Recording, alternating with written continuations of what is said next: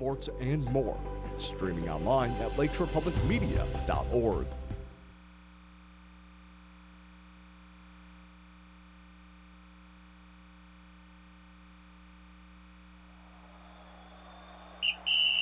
The sidelines are packed. The fans are in the stands. It's game night from the Duneland to the Northwest Crossroads. Hit hard from the backside. It is the Greater South Shore. Inside the 20, the 10. He will score. And the Great Lakes. And there he goes. Goodbye touchdown. Our team of correspondents are covering every highlight, big play, and more. He's got time. Look at end zone. Deflected and picked off. From the game of the week to the beef of the week, our in-studio team keeps the chains moving. First down. Until the final whistle blows. Now, time for the kickoff on Game Night.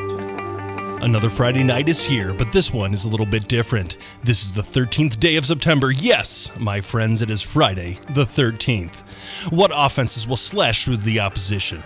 What defenses will choke out the offensive production? No, I'm not talking about Jason Voorhees. I'm talking about the most action-packed entertainment out there, Region Football.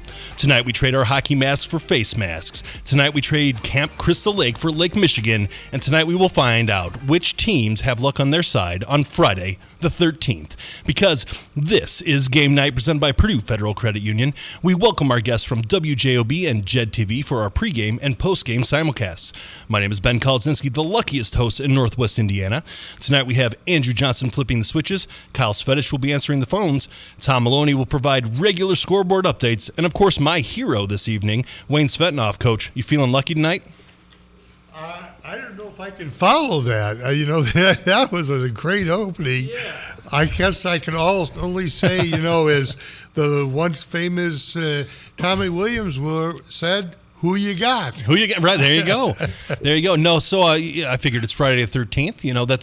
That's a day known for good luck and bad luck. And for me, as a scary movie aficionado and a Halloween type guy, it's also the Jason movies, the horror movies. So this could be a night of horrors, or this could be a night of good luck for region football teams. Yeah, we have a number of good games again this week. I think the big thing from last week was that Crown Point did not disappoint in their games. But I think we got a number of good matchups to talk about tonight. Oh, absolutely. And I think what better way to start off than our game of the week. Valparaiso heads on the road to LaPorte County to take on Michigan City. That's our game of the week. These are two teams that are showing a lot of positive momentum right now, and it should be a fun one in the DAC. Hey, Michigan City played so well, and they're coming out. They're at home. That's a huge thing, Valpo travels to Michigan City, and it's just a situation where Valpo has recovered from Penn. Right. Really played well the last couple of weeks. Now they go into a beautiful stadium. Right. I just love the stadium there at Michigan City. It's my favorite in Northwest Indiana. It really is. The beautiful bricklaying there. The when I was there, it was a grass field, well-manicured grass.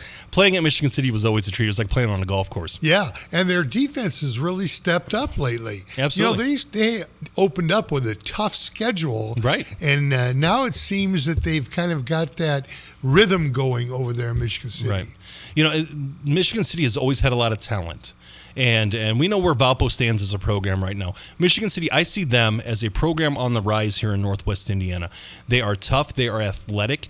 And, as soon as they get kind of some positive momentum, we could see some great things from this program. Yeah, and last week was really positive. They were on the road at Chesterton, and they shut out Chesterton defensively or offensively, and they scored 20 points themselves. And that's on the road. Now they're at home. But Valpo is so very tough. Right. They really laid it the wood to LaPorte last week, 42-7. Mm-hmm. That was a big one. So they're coming in on a pretty good high right now. Yeah, football at this part of the season, you start riding that early season momentum. And both of these teams seem to be moving in the right direction. This could be a lot of fun. We've got some high-flying offenses that can score. And we got some defenses that have shown to, maybe give up some plays here and there. Right. This could be one of those high-scoring tilts, which is always something I like to see on Friday nights for sure. Moving on to our beef of the week, we've got Kankakee Valley traveling to Hobart. So that'll be a fun game. These are two teams that are, still trying to find themselves. Kankakee Valley had a pretty decent start, but they ran into Andrean last week, and they got beaten there on their home field. It'll be interesting to see how they respond against a very tough Hobart team. And this is essential for this conference. Andrean and Hobart, always the leaders in the conference. Right. And to play then at home against Andrean and not really show the offensive potential they have. Right. They have the leading rusher in the area, Northwest Indiana in Marco Castro. He is just outstanding, and Andrean shut him down. Now, Hobart, has struggled. Mm-hmm. And, Hobart last week shut out Munster 38-0. And I think now that, with Kankakee Valley coming into Hobart, Valley has another very tough team to play. Anytime you see a team like KV that's, growing into their role here in Northwest Indiana, playing up against a historic program like Hobart's, that's what you like to see here. These are, a rivalry game, a beef game, where these two teams are vying for the conference supremacy here. And okay, I understand that in the Northwest Crossroads, maybe Andrean has taken a bit of a stranglehold by knocking off KV, but then again, it's a long season. You never know what can happen going forward. So that should be a fun one. I think that whoever controls the line of scrimmage in this one is going to be able to come out ahead. Hobart known for having good blocking, and then Kankakee Valley has that ability to run the ball. Right. And a lot of that, we were talking right before air, the offensive line for offenses in Northwest Indiana at prep level, but also at college, also in the NFL. It all starts in the trenches, so I think this is where that game's going to get won. I totally agree with you. This is going to be a good one tonight, and I really like to see what happens with Chesterton and LaPorte. Yeah, how does Chesterton bounce back? And how does LaPorte bounce back? Right. These are two teams that maybe didn't look as sharp last week against some good competition. Let's be fair here. With that in mind, early in the season, Chesterton was really kind of playing with their hair on fire, right? Right. They looked really impressive. They had some pretty stout victories, to start the year. So then they run into Michigan City last week. Michigan City had played really great defense, kind of bottling up that offense. It's going to be interesting to see how Chesterton, is this a get-right game for them against the LaPorte Slicers? LaPorte struggled a bit. The Valpo kind of laid it on them last week. Mm-hmm. LaPorte is not a powerhouse, but they're also a program that is hungry for victories, hungry for success. At some point, that will of these players is going to take over. Yeah, I agree. And how Chesterton responds, Chesterton basically follows, Brady McCormick. Right. And McCormick does a lot of running. Can he get his passing game going and hit those receivers? That's what's going to open up the offense for Chesterton. Yeah, absolutely. And, we're going to have to see, back when I was playing against Chesterton, they were a triple option team. And it was always a unique offense there. But they have in my opinion, soon-to-be college football playing quarterback, an individual who's an excellent leader of that offense. And I think we're going to see some Chesterton positivity in this game for sure. They are too good of a team to be kind of downtrodden and let this affect them. And they're too well coached at that point, too. And, the next game that we kind of look at here was it wasn't just a surprise. It was a big surprise, and that is how Crown Point really outplayed Maryville last week at Maryville. Oh, my goodness. And how does Maryville bounce back? Coach Cease is an excellent coach. Right. I'm sure that he really has got them pumped up, ready to go. They cannot overlook Portage. No. Roy Richards is doing a great job there. And, Maryville can't go in and assume this is going to be a walkthrough. It's not. No, Portage is a lot of excitement about their program right now. Some bit of excitement that hasn't been there in years past. We mentioned and we speak just glowingly about Coach Roy for Portage. He is one of the most exciting coaches out there. He knows how to get his players motivated, and I think that he's going to be able to maybe punch Maryville in the mouth here. And Maryville, hopefully, and they're excellent coached as well. They are not going to be downtrodden after this. We say it week in and week out. There is no shame in losing to a team like Crown Point or like a Penn or like a Warsaw. Some of these big schools that come in here and play a one-off or one time a year. So playing against a rival in Maryville or Maryville's rival in Crown Point, did it hurt that they lost in a resounding fashion, in a running clock? Sure it did. But, Coach, you coach these kids. How do you keep them motivated at this point? You forget the past. You live in the present. That was yesterday. We'll go in, we'll watch film, we'll make the corrections this week on the field. Right. And you have to have a positive attitude. And we haven't talked about Lake Central at Crown Point, our number one team in the area. Right. Crown Point has dominated people so far. Everybody. This year. And here comes their rival, at least in distance. Yeah. You've got Lake Central, right there off of 41 and Crown Point, very close community. This used to be a big rivalry. Right. Now, Crown Point has kind of dominated the last 3 or 4 years with Lake Central. But Lake Central is coming off a victory. Right. And anytime you have a team coming in and it has, felt success, that could always be a problem. Crown Point cannot let Lake Central hang around. Yeah, don't rest on your laurels. But something tells me that Coach Bazia is not going to let them rest on the laurels. No. So we all know how Crown Point season ended last year. They were in the state title game. They did not win. But I think it brought back a heavier motivation for the Crown Point Bulldogs. Coach Bazia, a friend of the show, has been excellent for us here, coming on air and giving us interviews. But the Crown Point Bulldogs continue to impress this year. It's going to be very interesting to see what kind of fight Lake Central puts up because it's at Crown Point, and again, that's a tough place to play. That's right. So another fun game that we're going to have this week, we've got Hanover Central traveling to Lowell. Again, another close proximity game. Two teams that have been powerhouses in the recent past. Hanover Central in the current has been a powerhouse. Right. It's going to be a very interesting matchup for those two teams. It really is. And, Lowell's going to get together. Lowell has a history of starting slow and building on their program. They certainly would love to be, 0-3 right now, but they're learning. They're getting their players settled. And, on the opposite end here, Hanover Central, we haven't talked about Caden Verrett too much for Hanover Central. And he needs to get more involved. Well, I believe that, there's been a lot of running clocks here for Hanover Central early. This Chittard game aside, well, that was a running clock, but in the opposite direction. At that point, you want to get some of the younger players involved. But I will say this much. Caden Verrett is one of the best players here in Northwest Indiana. And not only, and he is putting up some pretty decent numbers, let's be honest with ourselves. And we'll go over some of those numbers here in a little bit.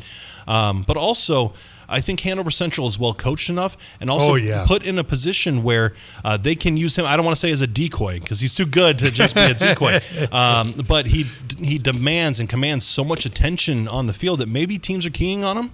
We'll have to see. But Hanover Central has been excellent, to the last 4, 5, 6 years.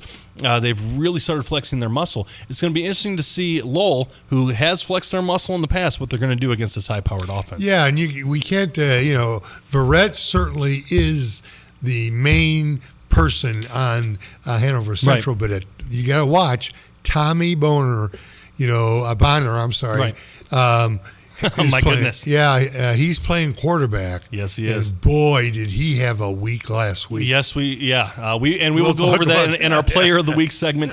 And before we get there and before we go over some of our other games, we have an on the field segment with Dr. Reed Amons with Maryville at Portage. Dr. Reed, what's going on?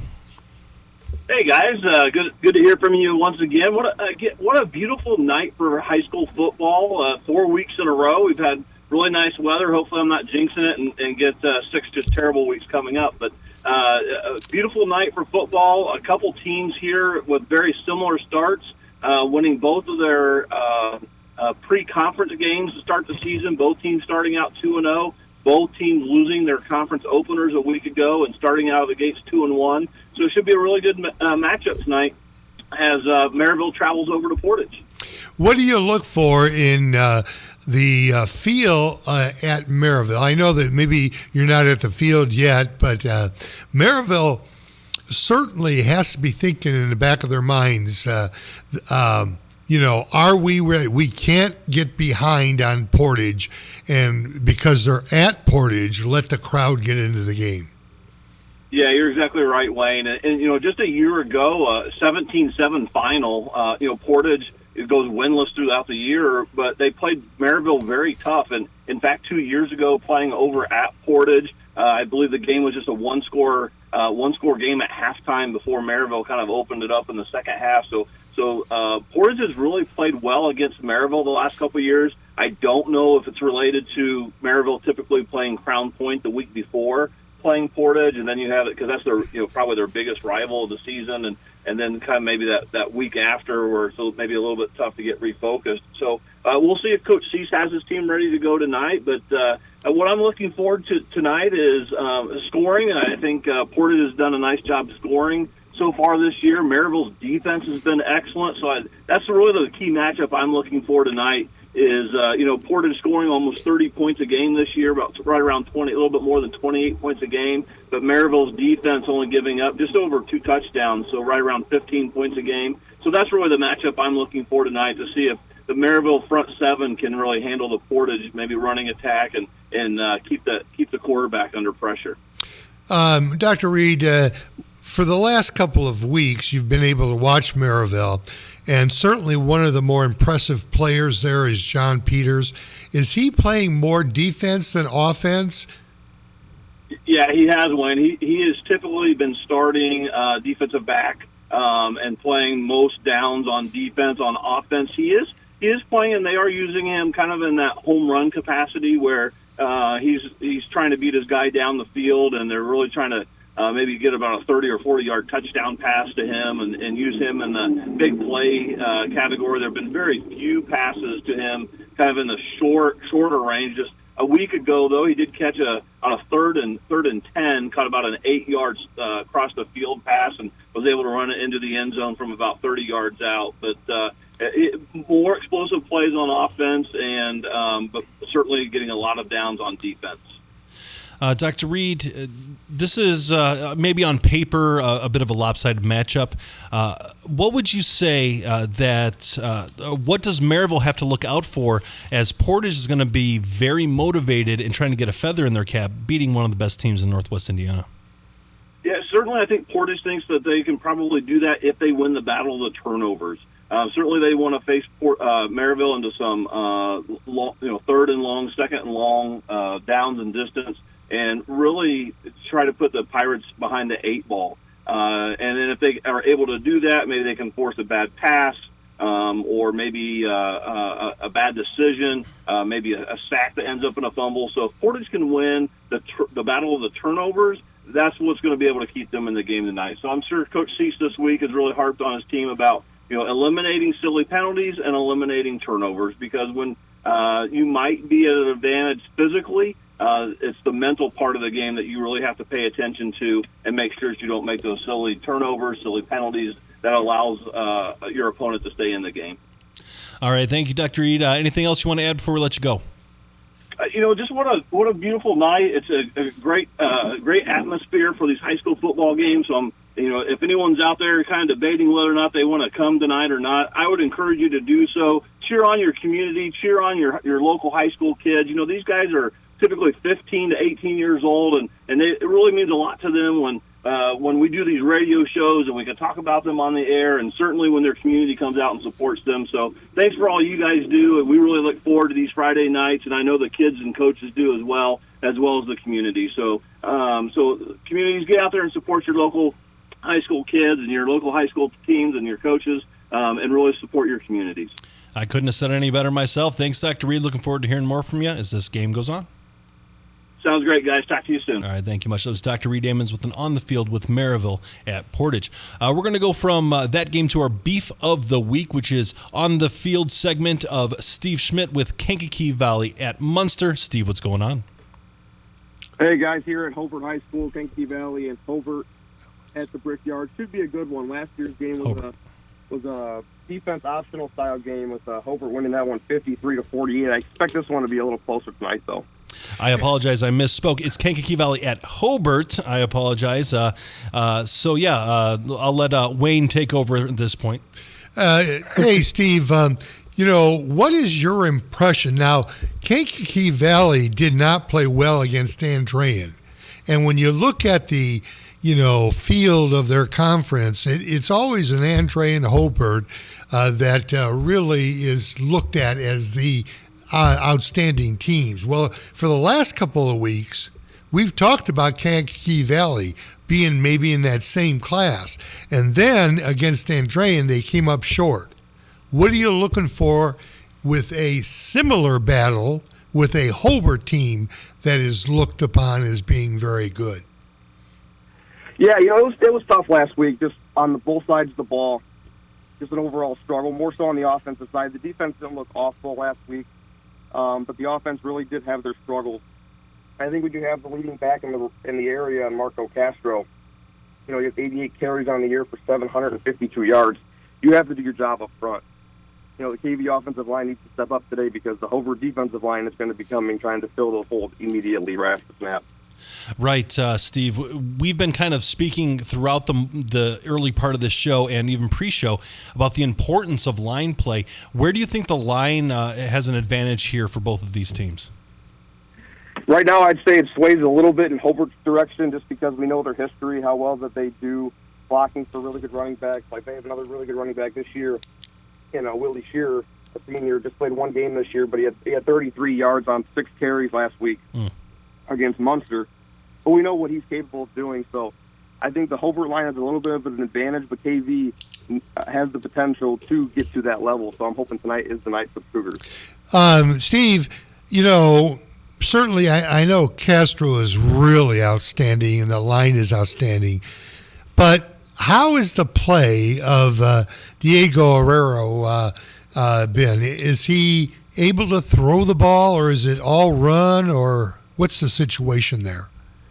So he's actually thrown the ball well this year. He's 16 for 29 passing with 2 touchdowns. My favorite stat is no interceptions through 3 games. Yeah. Last week he didn't have a ton of time to throw, but against Rensselaer and against Wheeler in week 1 and week 2, it was good decision making. They were able to open up the deep ball late in the second half, which I think is going to be a big key to the game for KV. If they can get the sideline-to-sideline short game early on in the first half and open up the deep ball late, that could be a sign for good things tonight for the Cougars. But overall, Arroyo's played pretty good at quarterback this year. So, Steve, playing in Hobart is always a tough task. How's the crowd right now? I know we're still about a half hour before kickoff, but they normally show up early and they spend some good times out there in the parking lot. Yeah, the crowd so far is pretty good. I'm not on the field just yet. I'm sitting out in my vehicle waiting to go in before kickoff here, but there's been a lot of cars going in and out of this parking lot. So the Hobart community travels well. The KV community also travels well. So I'm expecting on both sides of the field tonight, there's going to be a lot of purple and gold on one side and a lot of red and white on the other. Fair enough, and that's the only thing you can really ask for here on a Friday night with beautiful weather. So, Steve, anything you want to add before we let you go? No, I'm just looking forward to tonight, conference week 2 here for the NCC in the Duneland. So I'm looking forward to it for another great night of high school football this week, guys. All right, thank you, Steve. That was Steve Schmidt with an update and on the field segment from Kankakee Valley at Hobart. And we're going to go from Hobart off to Maryville, Indiana with Gary Graben with an update from Munster and Andrean. Gary, what's going on? Nothing. As Dr. Reed said, a beautiful night at Father Eckert Field here. So, the historic Father Eckert Field, it's probably a perfect night for a tough, hard-hitting football afternoon for Andrea and Munster. Well, we know this really on paper is a mismatch. Munster is in total rebuild mode. They have struggled this year just to score points and to stop people. It's on both sides of the ball. They're playing some young players. Their quarterback, Jake Forster, is a junior. He's also their punter. And the running back is a sophomore, Sam Sudak. But Munster really is in the total rebuild mode here. Talking to some of the Munster people this week, it is incremental growth. This is not, you're not going to build the city in a day here. This is a long-term process for Munster that they have to build really from the lower levels of Munster football through middle school, through the high school to change this, because they really are just very short-handed on athletes right now. And so trying to create a better environment, Coach St. Louis has been trying to do that. He's a very positive guy, very inspirational guy. So for Munster, it really is just about performing better each week. Andrean, I think, last week at KV sent a message that they intend to contend for this Northwest Crossroads Conference. Quarterback Brady Elish, whose older sisters are softball royalty in Northwest Indiana, has the good lineage, and he has been doing a great job at quarterback. Only Caleb Klimzak has thrown for more yards than he has this year, and he's got two great wide receivers in the senior James Finley and the freshman Tyler Vo, that is V-O for our listeners. And he has great targets, great speed on the field. Last week, Steve made a reference even to the speed difference between Andrean and KV, and I think that is really going to be a huge advantage for the 59ers here tonight. Gary, yes, the Andrean has a huge advantage, and this Finley kid can really play. He's an excellent wide receiver and defensive back. But, how do you motivate a Munster in this particular game? Even if they maybe lose this one in a close one, is that enough motivation to put them on a positive note? I would say where Munster is right now, quite possibly yes. I think they are looking for positive plays. For them, really just not getting to a running clock tonight might be a positive evening, because, again, it's going to be a tough matchup with these receivers that Andrean puts on the field. They, as we talk about almost every week, Andrean was going to have to turn the ball over to help Munster out a little bit here. But you are looking here just for positive plays, for the effort on every play, for the positive nature of competing, not being intimidated by a team that may have more talent, but going out there and showing that you want to be on that field, not hanging your head. And I think that's the key here for Munster, that you have to be able to go out there and say, hey, listen, we train all summer, we practice, we belong on this field. Let's show the effort necessary to compete, even if the skill isn't equal. So, Gary, you coached at one point. On the flip side of that, how do you keep Andrean motivated and on edge against a supposed weaker opponent? Well, these are the weeks when you're the head coach and you are making sure there's no letdown Monday, Tuesday, Wednesday, and Thursday, that you can't take any opponent lightly. These schools have a long tradition of playing each other. There's, within a conference, there's always rivalries, even with schools that aren't your neighbors when you've played them so many times. So Coach Skinner, as you guys had the pleasure to talk to him last week, he is one of the best outside-the-box thinkers that I have met since I've been covering these teams with their coaches. So he, I'm sure, is going to have them thinking more in terms of clean football, no mistakes, playing the game the way it's supposed to be played. And I think for him, it's setting the tone early. When you're the favorite, you want to let Munster know from the first couple of possessions that we're taking control of this game. The converse of that, again, for Munster is hanging in at the start, not falling behind right away, and then having to chase, because that's when you can have to watch for kids hanging their head on the sideline. So, Gary, what do you see happening in this game? Well, again, I think Munster needs to play clean without the mistakes. And, again, they're going to need some breaks if they're going to stay in this game, because Andrean has matchup problems all over the field here for Munster. In talking to some of the Munster staff this week, again, they know these are difficult matchups. You know, Munster hasn't been able to successfully really run or pass the ball on offense, and their defense really has not been able to get stops. So they're looking on either side of the ball here to see something progress better. You know, not that you peek ahead to next week, but Munster has East Chicago next week, which may be a chance for a more competitive game. But you're building. You can't just show up next week and say, oh, we might win. You have to build the blocks this week. You have to do all that's needed to make the strides to be ready next week when you have an opponent who might be more on your level. All right, Gary, anything else you want to add before we let you go? You know, a couple things. When you guys talked with our guy Kevin Driscoll tonight, you know, Lowell is opening their new field tonight. You know, I had the privilege of being at Bishop Knoll last week for their opening of their beautiful new field. The people at Lowell are very excited for this new field that's been a long time coming. They are embracing the fact that Lowell finally has artificial turf, a day that none of us thought we would ever see. The netherworld is frozen over. In Lowell. And I know all the faculty out at Lowell got T-shirts this week that compared the changes in football from grass to artificial turf, leather helmet to the new helmet. You know, that they're embracing not only their past, but the fact that they have this brand new toy to play with. And this is the first event on this field this year. So they're, you know, Coach Kilmer used the expression a soft opening, but it's not too soft because the Hanover people are going to bring a lot of people tonight and fill those stands. So I'm curious what Kevin's take is on the new stadium tonight. And again, we'll look and see. I really I think that could be an interesting game, and I certainly think Steve's game could be an interesting game here tonight too. Yeah, by Steve he means the Kankakee Valley at Hobart, our beef of the week. Right. That is correct, yeah. And even Reed's game, you know, Dr. Reed's game, you know, Portage is better this year. And the one thing you can say about Coach Richards is there's always a game plan. Yeah. Right, and so he is going to look for something here that he has seen on film to try to expose Merrillville in some way, so that if he can pull a few strings here, get a couple of breaks tonight, that could also be an interesting game. All right, thank you much, Gary. Looking forward to hearing more from you throughout the night. Sounds good, boys. All right, thank you much. That was Gary Graven with an On the Field from Munster at Andran. And with that being said, we're going to go ahead and take a quick break on 89.1 FM, the Lakeshore. This is Game Night, live on Lakeshore Public Media, 89.1 FM, streaming online at lakeshorepublicmedia.org, Facebook, and YouTube.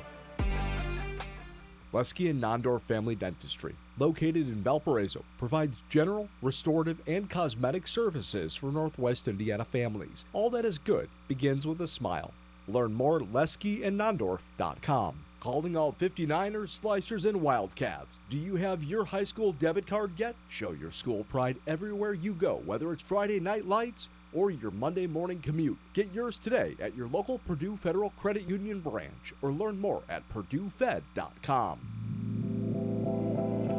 Thinking of going to college? What do you plan to major in? At Ivy Tech Community College, they major in successful careers for you and all of their students. With locations in Michigan City, LaPorte, and Valparaiso, new classes start every few weeks. To get started, visit ivytech.edu. Again, it's ivytech.edu. Ivy Tech students are Indiana's future. Hi, I'm Dee Dotson, host of Regionally Speaking here at Lakeshore Public Media. As Northwest Indiana's public broadcasting station, our goal is to serve you with programming that informs and inspires. You can play a pivotal role in helping us achieve that goal by taking our 89.1 FM survey. Whether you tune in occasionally or have made us a part of your daily routine, your opinions matter. Visit lakeshorepublicmedia.org/feedback to help us build a stronger station for your community. Join us at the Building Blocks Breakfast, Fueling the Future, on September 25th at the Dean and Barbara White Community Center in Maryville. Support an initiative dedicated to early childhood development and community empowerment. Your participation helps provide vital resources for families and ensures a brighter future for our children. Visit lakeshorepublicmedia.org/buildingblocks to learn more and become a sponsor. Gentrification is constantly in the news. Rising rent prices and housing costs have made cities like New York and LA unaffordable for much of the middle class. But what happens when those displaced middle-class residents buy homes in smaller cities nearby and become gentrifiers themselves? Big city gentrification meets the small city. Next time on It's Been a Minute from NPR. Tune in Saturday evening at 6 and Sunday evening at 5 here on Lakeshore Public Media. And now, the scoreboard update. Often associated with being unlucky. But as Ben said at the top of the hour, there's a few teams tonight who will use a little luck to get by. I know I will. We'll find out how lucky they are as the night progresses.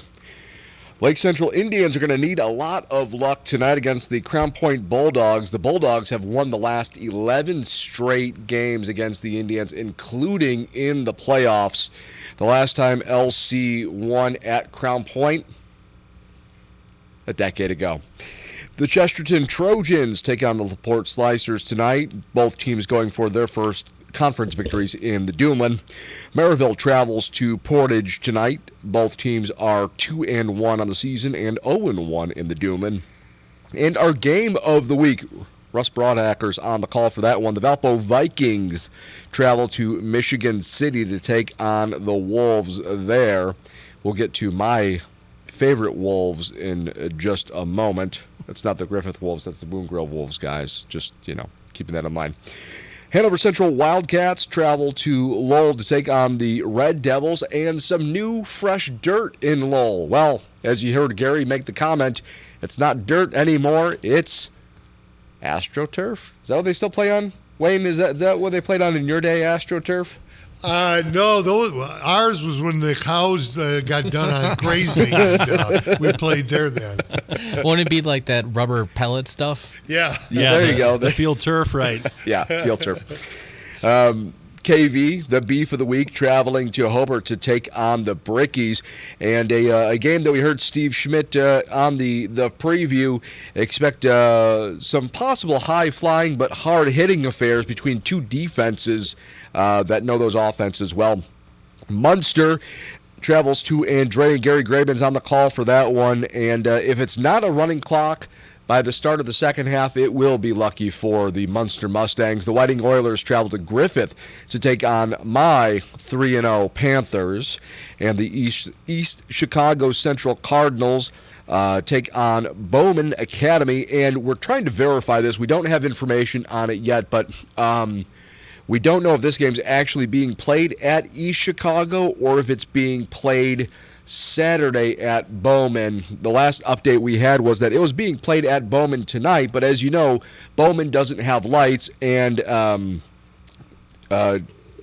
Gary is playing tonight at home, Gary Westside, which is where Bowman would normally play their home night games. So we don't have full details on that, but that Bowman game against East Chicago may actually be at East Chicago tonight, or it could be tomorrow. Still not sure on that one. Did they have a 4 o'clock start so they could, Not that I've seen. The last update I saw was a 7 o'clock. So we'll have to go ahead and figure that one out in terms of what's happening there for East Chicago and Bowman.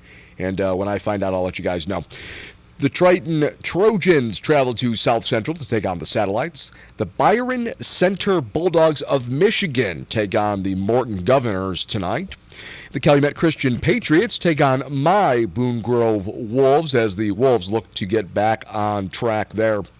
Bishop Knoll, the BNI Warriors taking on the Wheeler Bearcats, and I speak for all Boone Grove grads when I say tonight, go Bishop Knoll.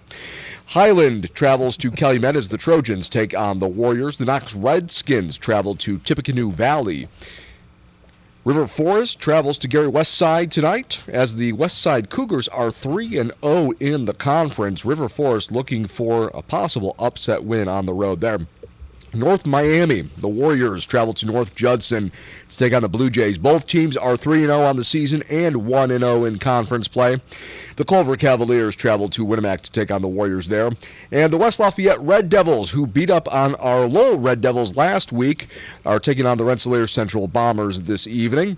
And Lake Station Edison Eagles travel to Indianapolis, Washington to take on the Continentals. And the Hammond Central Wolves travel to Indianapolis Shortridge to take on the Blue Devils there. For Game Night, I'm Tom Maloney. Thank you, Tom. You know, Wayne, this is an exciting night here, and I've started to carb up to keep my energy up with a good dinner. How about that dinner we had today? Oh, Palermo's is just outstanding, and we want to thank them for, taking care of the crew here tonight. Palermo's is a real Chicago pizza, serving the community since 1961. How old was I?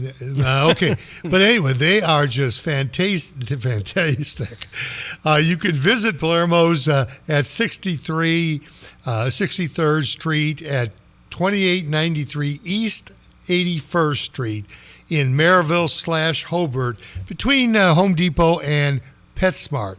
Palermo's. Outstanding pizza, and we love it. Oh, I love it. I love it. I had a couple slices of pepperoni, a couple slices of sausage, and one slice of cheese. Don't tell my doctor. He might be listening. Hey, doc. Or my wife. She knows I'm on a diet, but it was worth it for the Palermo's. Boy, delicious food. So now that dinner's over for us, and we're getting kind of close to kickoff, you know what time it is, Wayne? I think I do. Wayne's World, party time, excellent.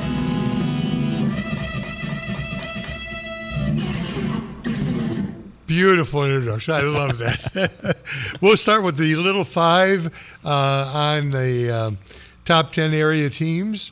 And number 5 is Winnemac. They're 1-1 on the season. South Central is 4. Knox is a surprise, 1-2. That's odd. That's that odd for is Knox. odd. And they play Tippecanoe Valley, who won. I think they're 2-0 or 3-0, or 2-1. I think it is. River Forest is 2-1, and they have a tough one tonight. Right. And there's North Judson. Boy, Ben, it was really tough for me not to put Judson in the top 10. They have just pounded They're killing people. Yeah. So the North Judson San Pierre Blue Jays, I just drove through that area this past weekend. They're an excellent football program. Yes. So to recap our Little Five for Week 4, we have number 5, Winnemac, number 4, South Central, number 3, Knox, number 2, River Forest, and number 1, North Judson. So if you folks that are interacting with us on Facebook or Twitter or whatever it be, if you have a beef with some of these rankings, you let us know, and we'll consider it. But as of right now, I'm going to think that Wayne is the authority on these picks. So I'm looking for some argument here from some of our listeners. You're out there. I see you folks liking and commenting and subscribing and everything. So that's our Little 5 there. Let's move on to the top 10. Just have your notes sent to Ben, would you? I appreciate that.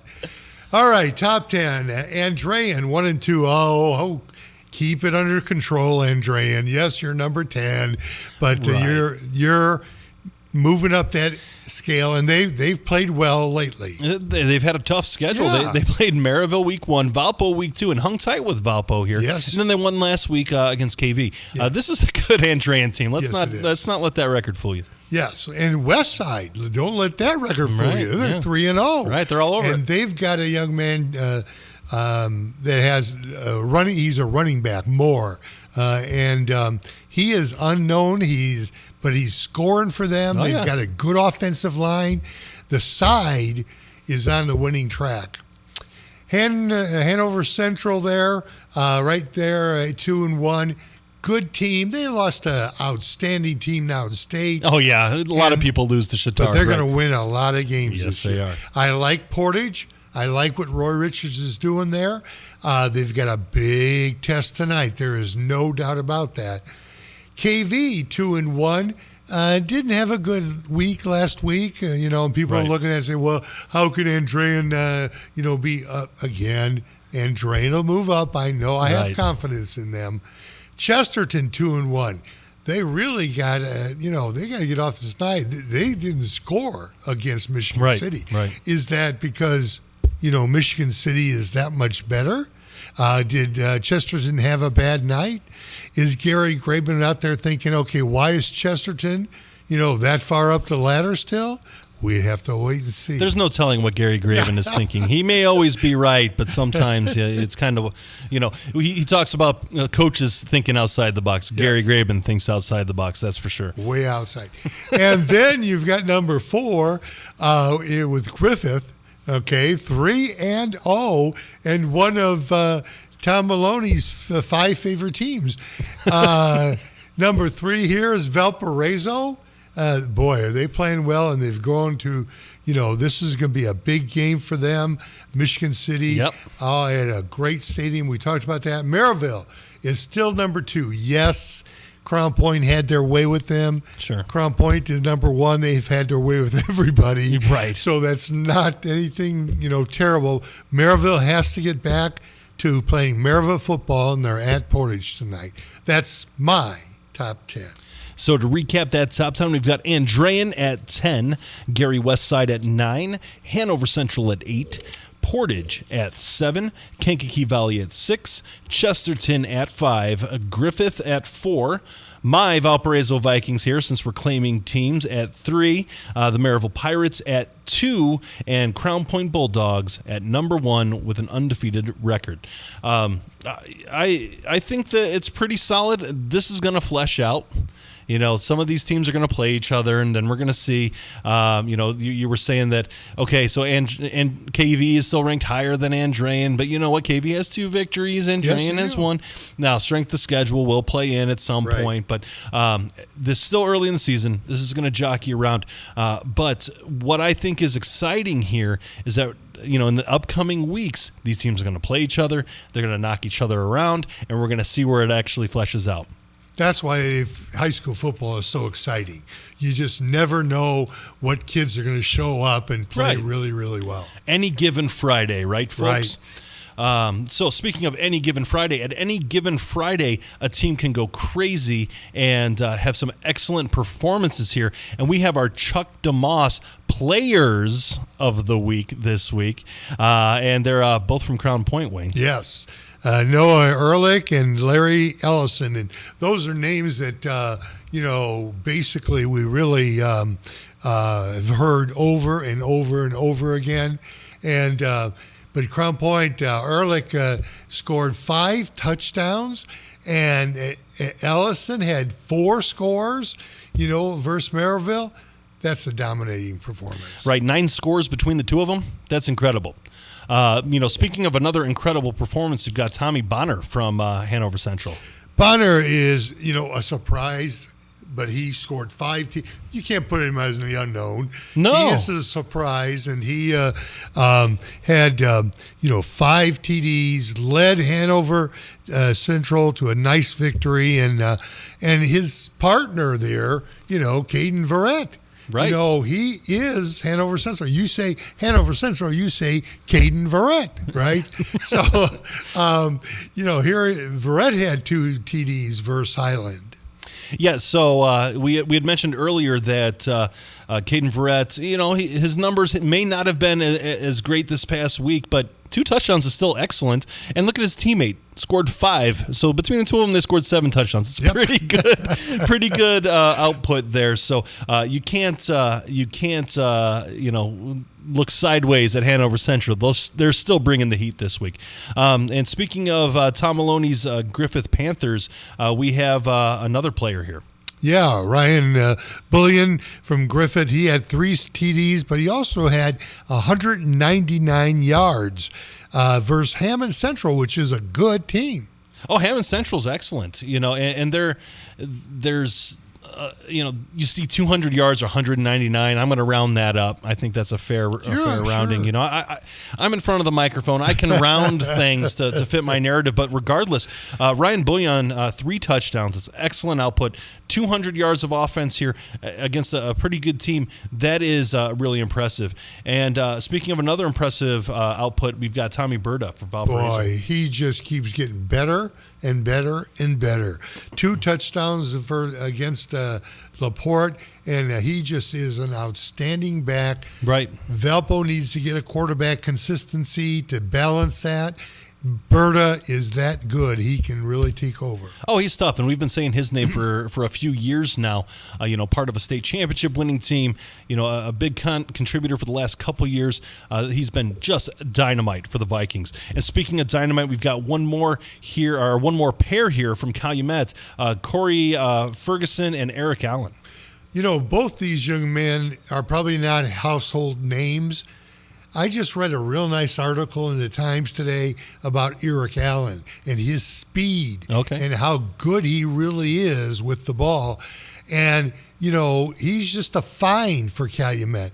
So each of these young men had 2 touchdowns versus East Chicago. When Calumet can run the ball and get balance a little bit with the receivers, they can be very good. Absolutely. It's interesting to see some of these tandems. We've seen a lot of tandems this year, the Batman and Robin type scenarios where these 2 players are really, really, putting it on their opponents. And that's exciting to see when it's not just a one-man show. All right, let's move on to defense. We have a really good, an excellent performance by a Portage player, Everett McClelland. Yeah, and I want to thank Miguel for helping me out with this one and finding the school he was for. But, he had 3 sacks and versus Lake Central, and he's really a reason that Portage has been very successful so far.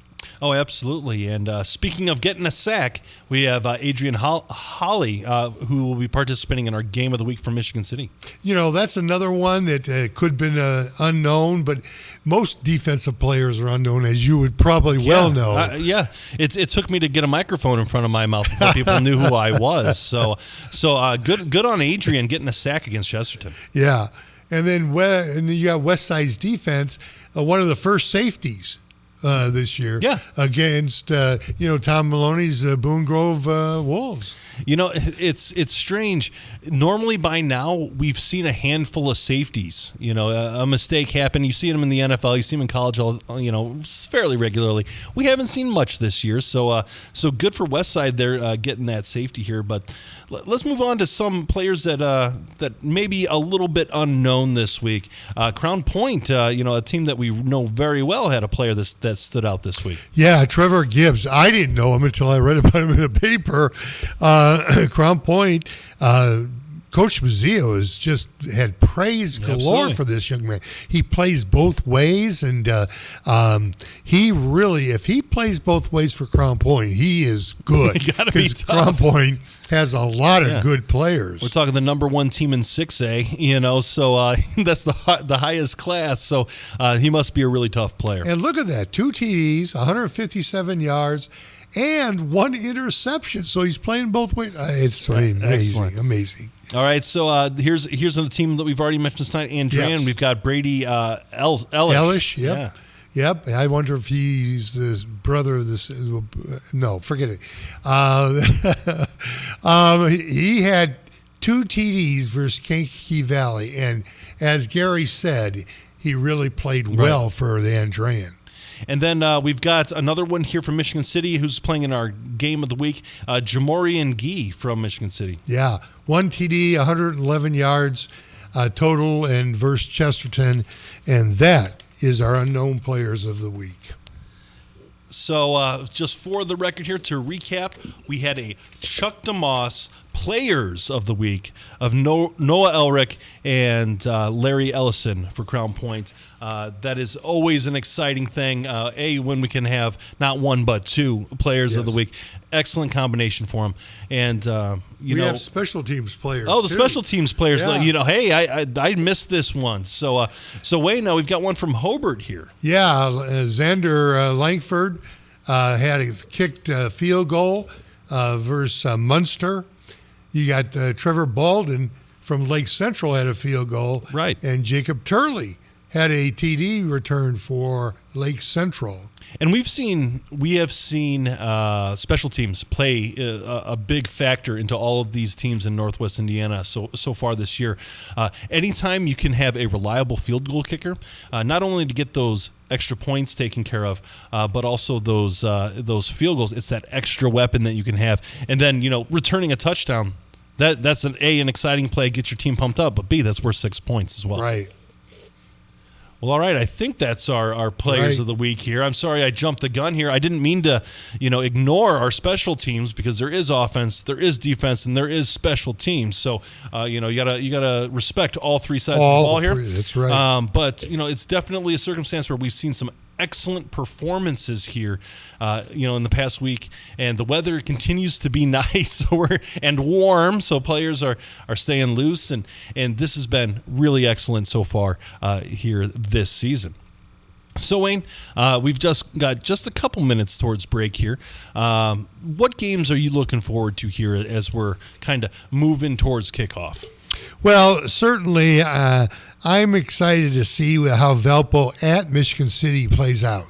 I like the fact that Michigan City stopped Chesterton. If Chesterton had won last week, or if City just squeaked out a performance, then I might say, Valpo really has an advantage. Sure. Here, Valpo is traveling to Michigan City, a big rivalry. Right.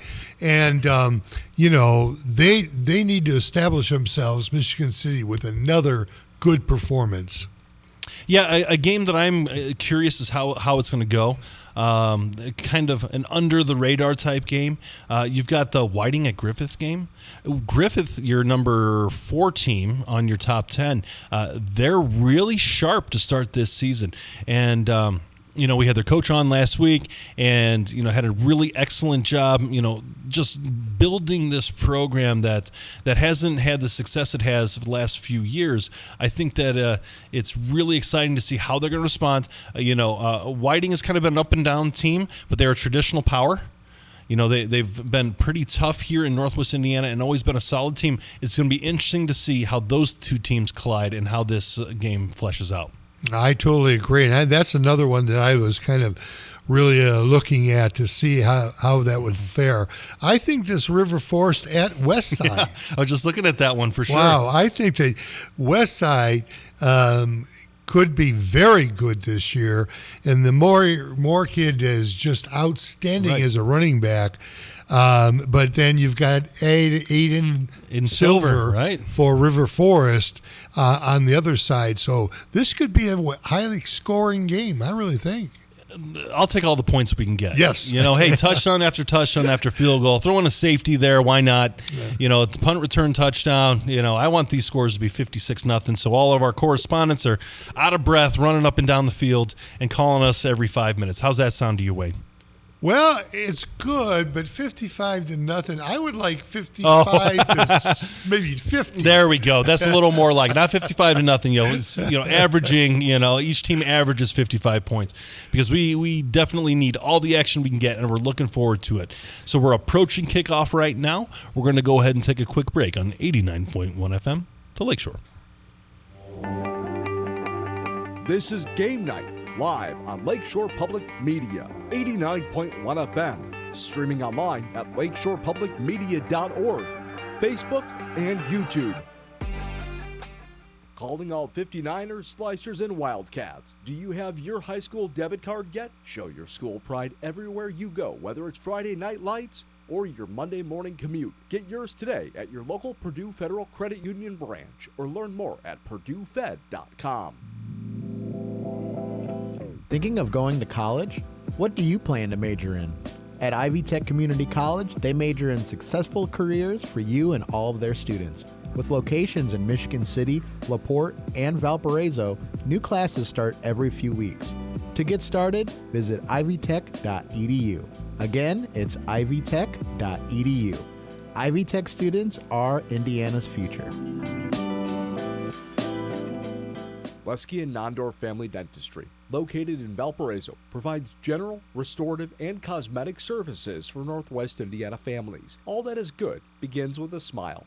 Learn more at leskyandnondorf.com. Join us at the Building Blocks Breakfast, Fueling the Future, on September 25th at the Dean and Barbara White Community Center in Maryville. Support an initiative dedicated to early childhood development and community empowerment. Your participation helps provide vital resources for families and ensures a brighter future for our children. Visit lakeshorepublicmedia.org/buildingblocks to learn more and become a sponsor. As you travel across Northwest Indiana and into Chicago, Take Lakeshore Public Media 89.1 FM along for the ride. With our newly expanded signal, we're with you from the southern corner of Michigan and into Chicago, and of course across northwest Indiana. From the dunes at Lake Michigan to the windmills of Wolcott, Lakeshore Public Media 89.1 FM is along for the ride, wherever you call home.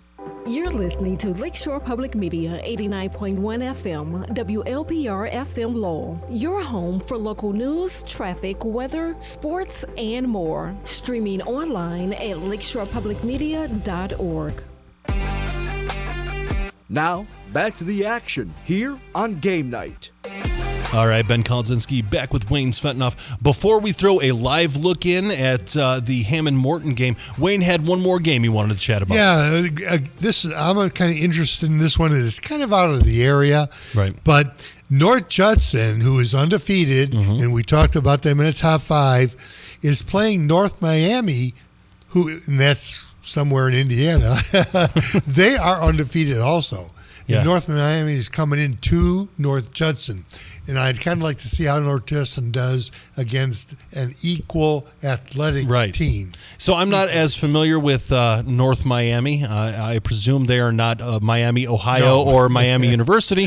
But with that being said, anytime that you can get one of our best teams a little bit of competition here early, it gives them some tests. It lets them know what they need to work on and how that can sharpen them as they head forward, to try to march down state and maybe get a state title. Right. All right. With that being said, we're going to go ahead and take a quick look and our live look in from WJOB and JED TV of the Byron Center at Hammond-Morton game. Very exciting.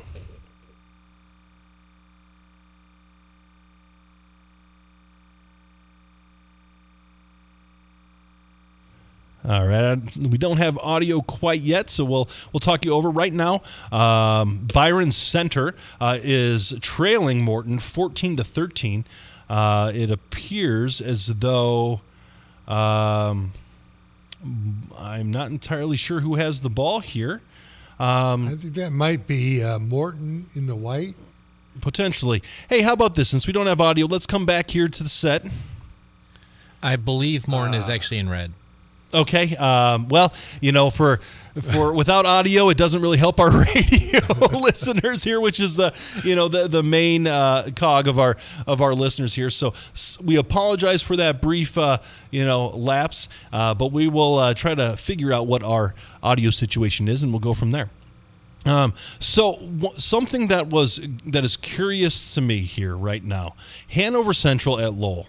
Okay, so Lowell, a tough place to play, dedicating their new field turf. That team is going to be really fired up. And what better atmosphere, what better time to be fired up than against a team like Hanover Central? Yeah, really. I don't know if Lowell had the sprinklers on all day today to make it nice and wet, because they love that type of football. Right, but it doesn't do you a lick of good if you're on an artificial turf. So, I can't begin to tell you how excited I am for Lowell to have this. Wayne, and those of us who have covered out there in the field, there has oftentimes been some soggy grass at that field. So this is nothing but beneficial for the Lowell community. Yeah. Well, let me throw this at you. You played in soggy fields. I did. And wet atmospheres. Right. Did you enjoy that? I liked it better than I liked the dry fields. That's for sure. It added a different dynamic, and to me, it helped the people who had good footwork and who had the ability to maintain their balance and were good athletes. And for me, I played offensive tackle, defensive end, but at offensive tackle I was kind of undersized.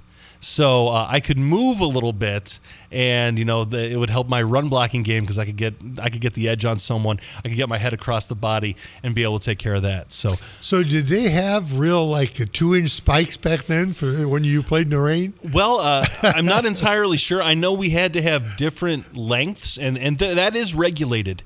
How long the spikes can be, and we definitely had I had to have 2 sets, one for dry weather, one for wet weather. Do we have to go to somebody? We do. We were going to go to the live look-in, if that's all right with you. We got our audio back, unless you have something to I just wondered how they would, if they were regulated spikes, what did they do? Come around and say, okay, all you guys on the bench, show me your spikes? All right, we're gonna measure everything up, and hey, show me your foot. Let's go.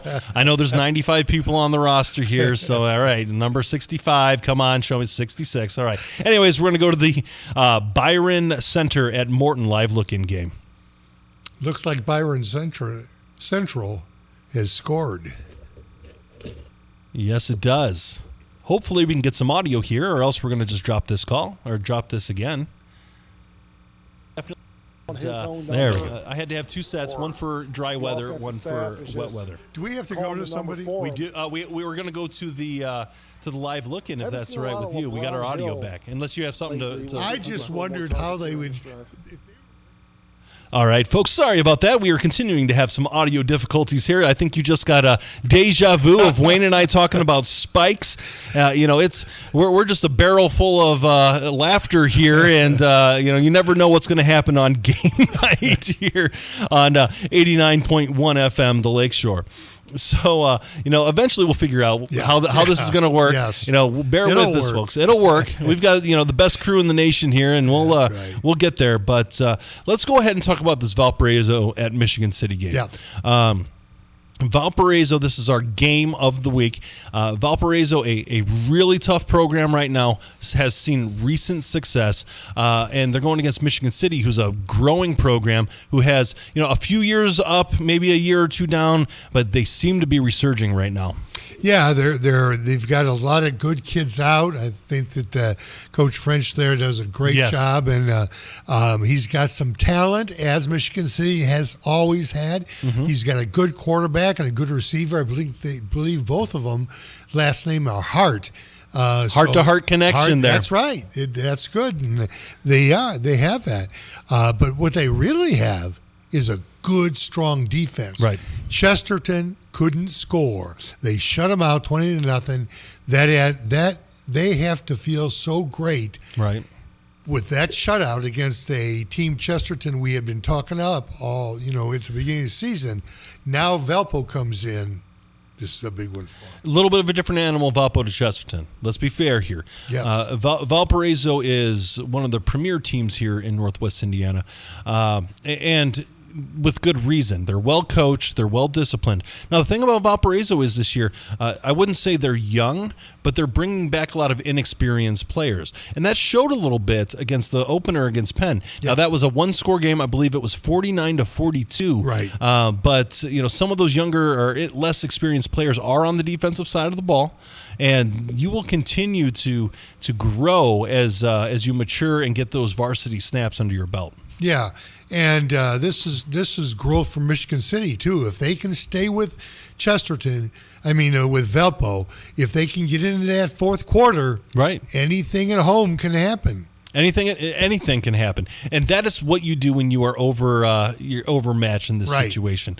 You try to strip that ball. You may jump a route, try to get that turnover, and then play with intensity. Try to get Valpo to make mistakes. And here's the thing: this wouldn't be a huge upset if Valparaiso was to lose, because Michigan City is a growing team, and they're doing an excellent job here. Flexing their muscle here in Northwest Indiana. They are here to stay, and Coach French up there is put together a good program, and it's only going to get better from here.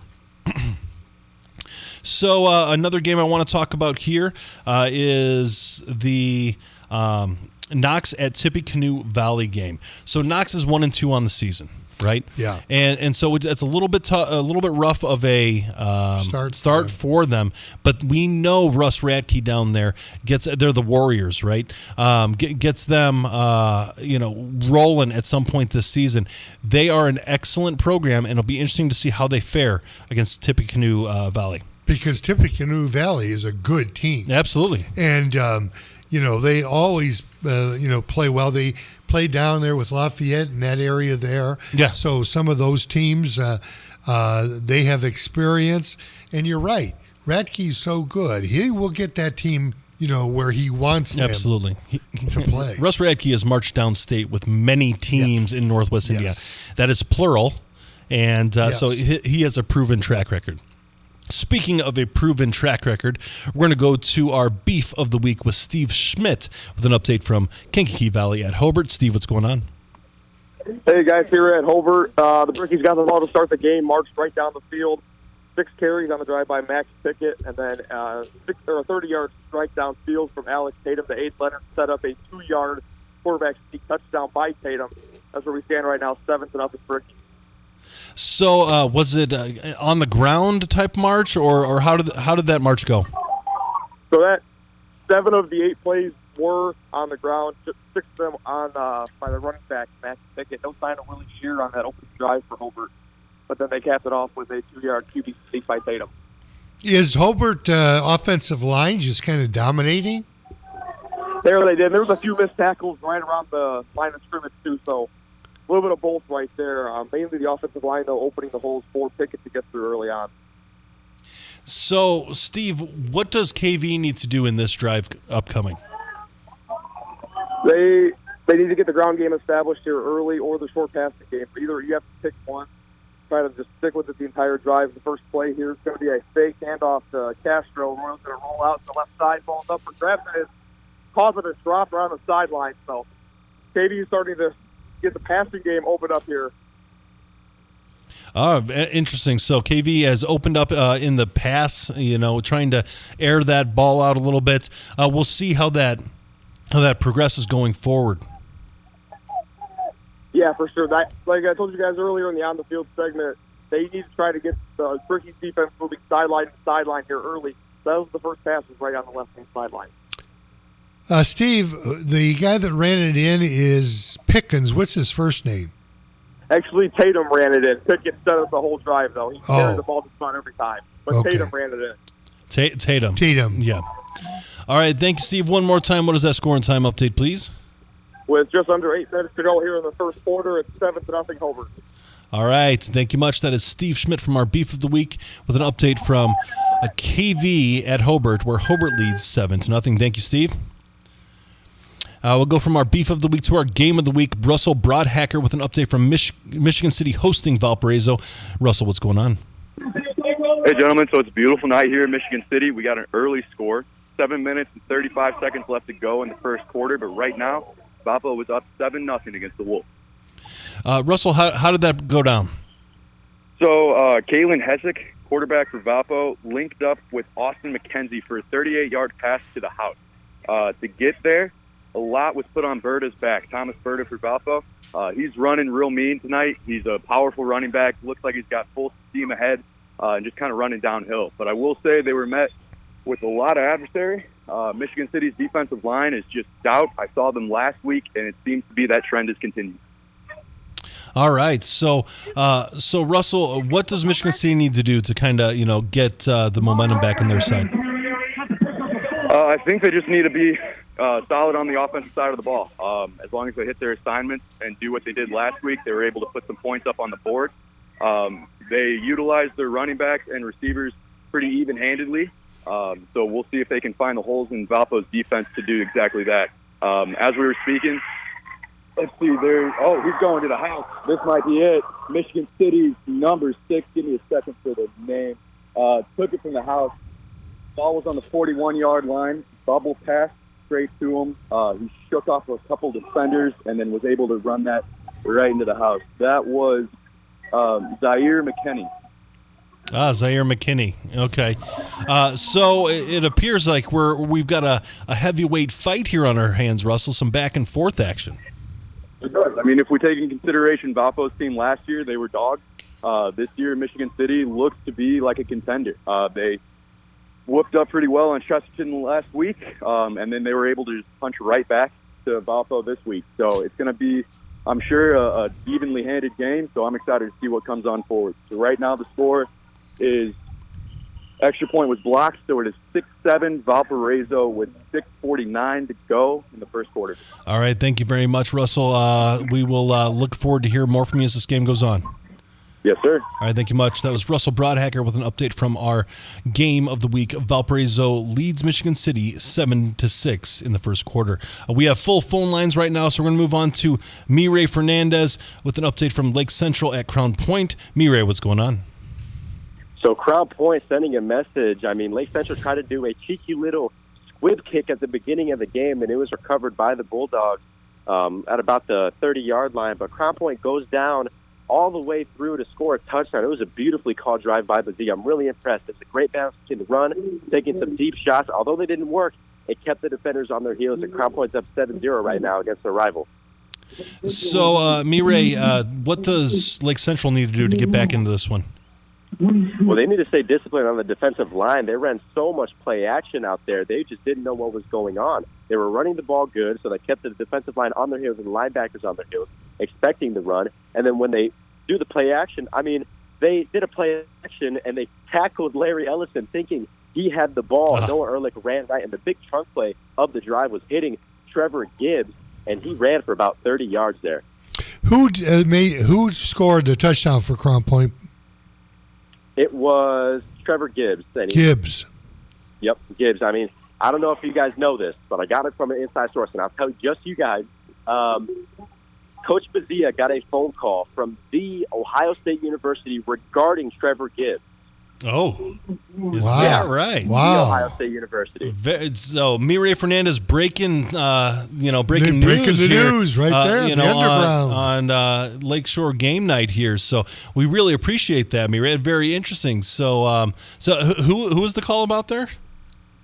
Trevor Gibbs. What was that? It was for Trevor Gibbs. Trevor Interesting. Gibbs. Yep. Interesting. Very Trevor interesting. Gibbs, junior tight end. All right. So while we're at it here, Mireille, we're going to let you go. But one more time, what is that score and time update, please? Yep. Crown Point is up 7-0 against the Lake Central Indians, and the score is 8:24 left in the first quarter. All right. Thank you very much. That is Mireille Fernandez with an update from Crown Point at Lake Central. All right, we're going to go from St. John all the way down to Lowell, Indiana, with an update from Kevin Driscoll with Hanover at Lowell. Kevin, what's going on?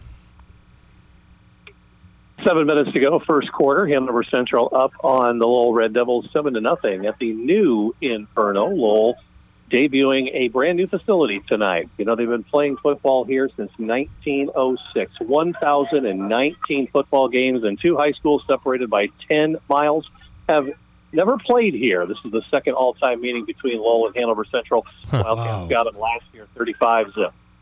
You are the stat man. Yeah, man. That's why you're the best in the business for a reason. And just as I mentioned that the Wildcats got them 35-0 and that Hanover was up 7-0 here early on, Brady Kolodzinski hooks up on a 44-yard touchdown pass, and we are an extra point away from being tied. So, Kevin, a lot to cover here, but I think you're the man to do this. So, how did Hanover score? And then let's walk us through how Lowell scored. Mm-hmm. Lowell received the opening kickoff, returned to the 31, and on the first play from scrimmage, fumbled the ball in their first carry, recovered by Hanover Central. A short 5-play, 38-yard drive resulted in a Tommy Bonner to Caden Verrett 6-yard touchdown completion. That put Hanover Central up 7-0 at the 9:33 mark. But Lowell quarterback Brady Kolodzinski on a third down run had converted Lowell's first down, but extra yards tacked on with a targeting penalty against Hanover Central. Moved the ball into Hanover Central territory, and just a few plays later, Kolodzinski hooks up on that long touchdown throw. So that's where we stand, 6:31 early on first quarter. Hanover and Lowell are tied at 7. So, Kevin, tell us a little bit about this new facility here. How's it look? I presume the crowd's excited and enjoying the atmosphere. Yeah, big first night out. Of course, Lowell started their season with 3 road games, buying themselves a little bit of extra time for this facility to be finished. And it's still not complete, still no track. But the football field looks great. This is the first time that the Inferno has had an artificial surface. For so many years, you think about the brand of Lowell football, and it's long grass, and it's the I formation, and it's Kirk Kennedy and Keith Kilmer, and it's just run the ball down your throat, old-fashioned run it down 3 yards in a cloud of dust style football, and now you've got, is that going to impact the style of play? And early on, Brody Kolodzinski had been struggling in the air. He was averaging just 41 yards through his first 3 games, and he had 44 of them on his first touchdown throw. So who knows? You might be seeing the evolution of Lowell football right before your eyes here. A bit of a resurgence here. So Kevin, going forward, Hanover's going to take the ball over. What do you think the key to them in their first full field drive going to be? Hanover Central will get the ball at the 35-yard line as the kick goes out of bounds on the ensuing kickoff. I would expect to see a lot of Caden Verrett, although last week the quarterback Tommy Bonner tossed 4 touchdowns to 4 different receivers in a 54-0 win over Highland. So you're talking about a team that could get it done on the ground and in the air. Absolutely. So, again, Kevin, what is that score and time update, please? 6:31 to go at the new Inferno in Lowell, Indiana. Hanover, Lowell, tied at 7. All right, thank you much. That's Kevin Driscoll with an update from Hanover and Lowell. All right, so we are in a position here, Wayne, where we can reflect a little bit on some of these fast starts. So this Hanover-Lowell game, back and forth, 1-2. Lowell making a mistake on their first drive, but it seems like they capitalized afterwards. Yeah, and that bodes well for Lowell. I mean, that's a nice comeback on a their home field, their new home field. Yeah. Everybody needs to be excited about that. But Hanover was the first to score, and Bonner really is playing well. He had 5 touchdowns. Right. He had 4, I think, throwing touchdowns and 1 running touchdown last week. The young man is a stud. So Hanover continues to look tough. But then again, you've got Lowell here. They seem to be excited to play, and they're getting after it and answering the punch in the face that Hanover gave them. And that's what you got to do. That's right. And that's Lowell football. They're going to come out to play. There's no doubt about it. Tough, hard-nosed football. So that's really exciting to see. I'm envious of Kevin being at that game. Another individual I'm envious of is Russell Broadhacker, who's covering our game of the week, Michigan City hosting Valparaiso. Valparaiso leads early 7-6 here, but there seems to be a lot of fireworks early for that one as well. Yeah, there really does, and that I like that type of situation. A big adversary comes out, punches you in the mouth, and how do your kids respond to that? Well, obviously Michigan City comes down and with the McKinney kid and scores. Now they didn't get the extra point, but they put points on the board, and that's important. So, in a close game, that 1 point may matter, but there's also 3 and change quarters left to be played. Right. You can make that 1 point up by scoring 4 more touchdowns or going for 2 on the next one.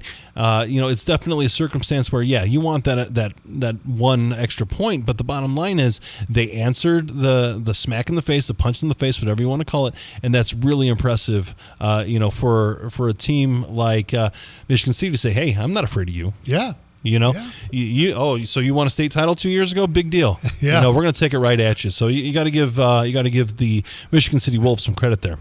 And remember, that state title was 2 years ago. So these freshmen and stuff. Yeah, they may not remember. That's a long time for these high school kids. So, I'm going to look for a thumbs up here. I think we're going to do a live look-in for Lowell and Andrean. Is that queued up and ready to go? Nope, not quite yet. Nope, it is there. So we're going to do a live look-in from Jet TV and WJOB with Lowell and Andrean. A 59-yard touchdown pass from Bonner, his second of the night. This one to Bartolomeo for the 59. Sills adds the extra point. It's 14-7, Hanover Central. Take a time out real quick and be back right after these messages. All right, the timing was just not quite right there. They go to commercial right after we take them, but that's okay. That's part of live sports broadcasting.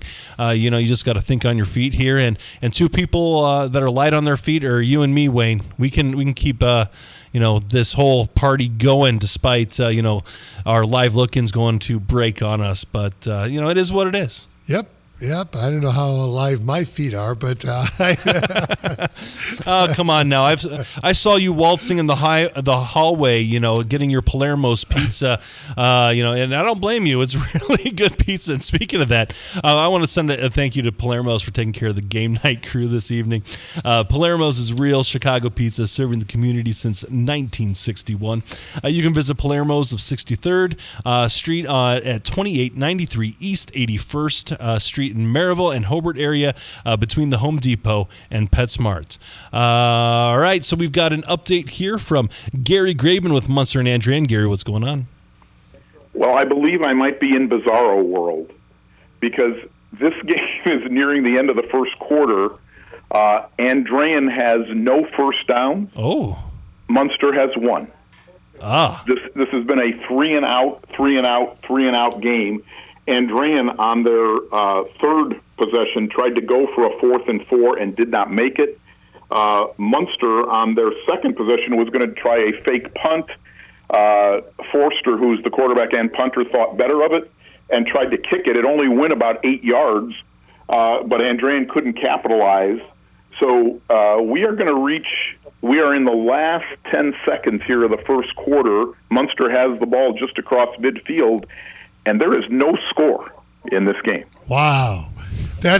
I think Munster should get a point or something for that. Well, I will tell you that one of the Munster, after the first 3-and-out, I was told that's the first punt that Munster's defense has forced this year. Oh, my goodness. They've now forced 2, plus the 4th down that did not work for Andrean. The opening kickoff was Andrean's. They have not gotten a first down, so the field has been a little tilted in their direction. That Munster has had the ball at least at their 40, but this is just really unbelievable. Andrean is trying a lot of running between the tackles, and there's just not much there.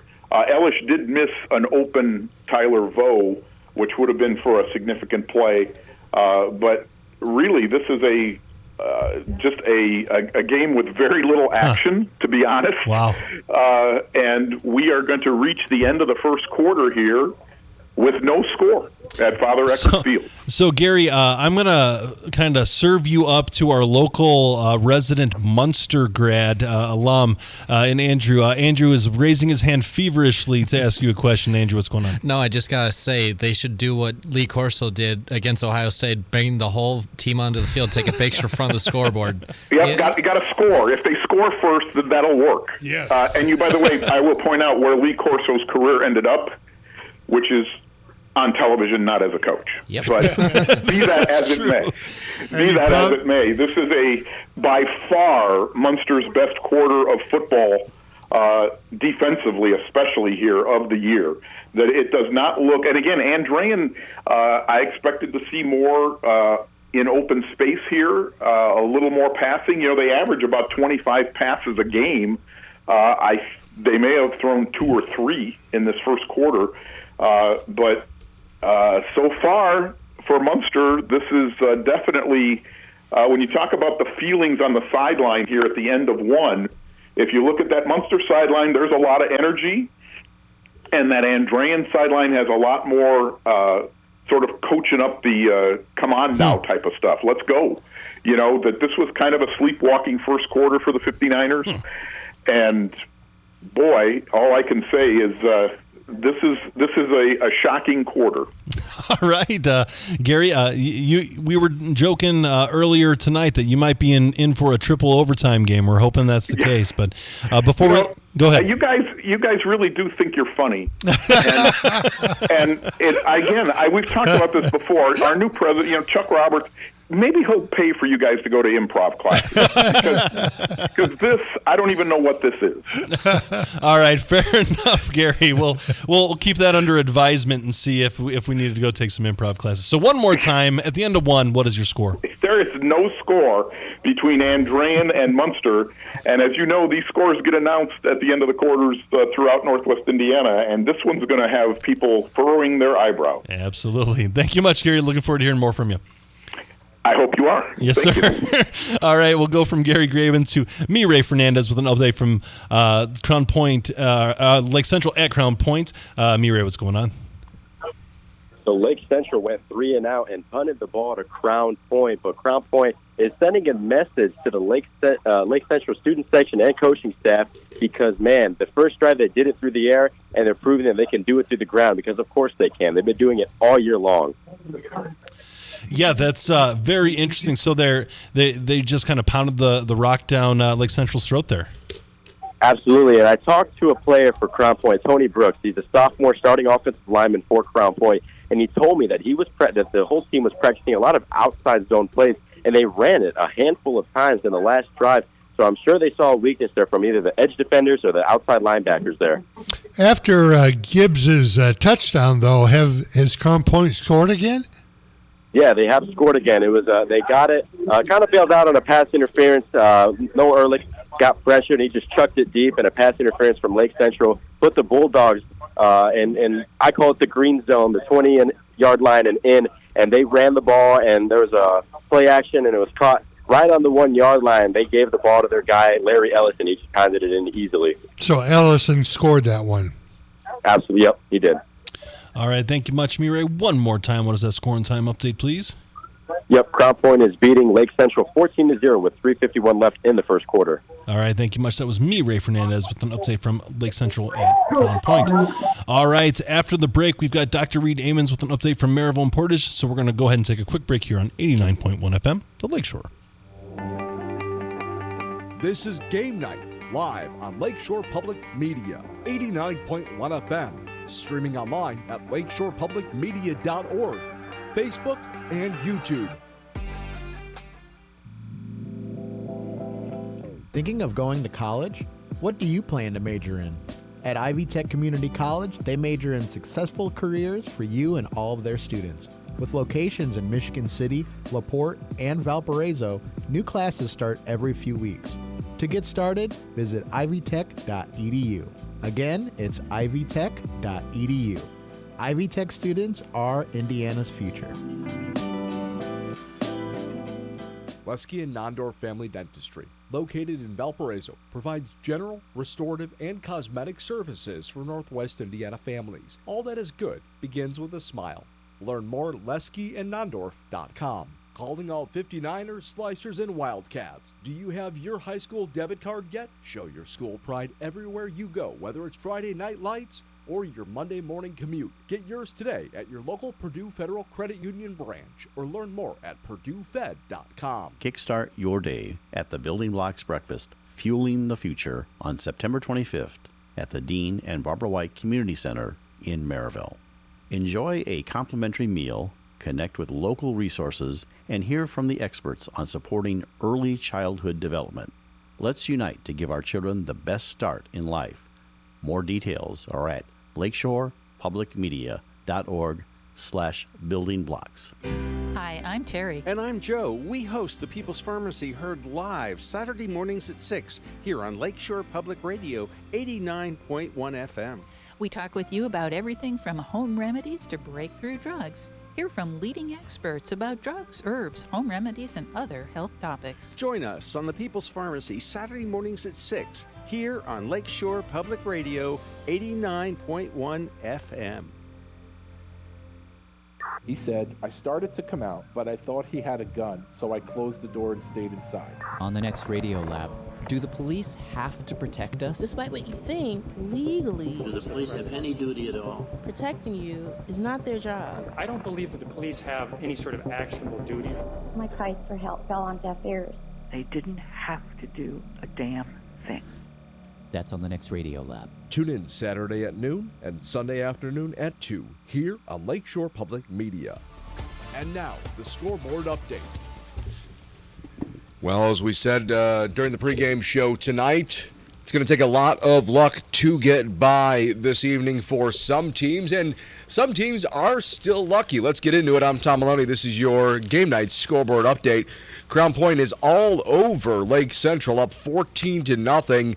Ellison with a 1-yard touchdown run adds to the score for the Dogs there.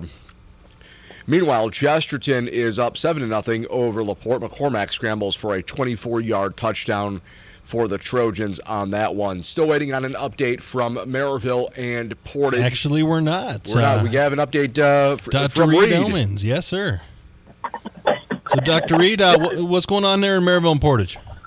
Yeah, so Maryville got the ball first to start the game. They get inside the Portage 40-yard line, but the drive stalls, and Portage defense comes up big, stopping on a 4th and 4 by the Pirates. So Portage was able to take over on downs, then gets the ball all the way inside the Maryville 10-yard line, facing a 3rd and goal from the 5, attempt a pass, and John Peters steps into the pass, intercepts it at the goal line, and returns it 100 yards for God. Pirates down.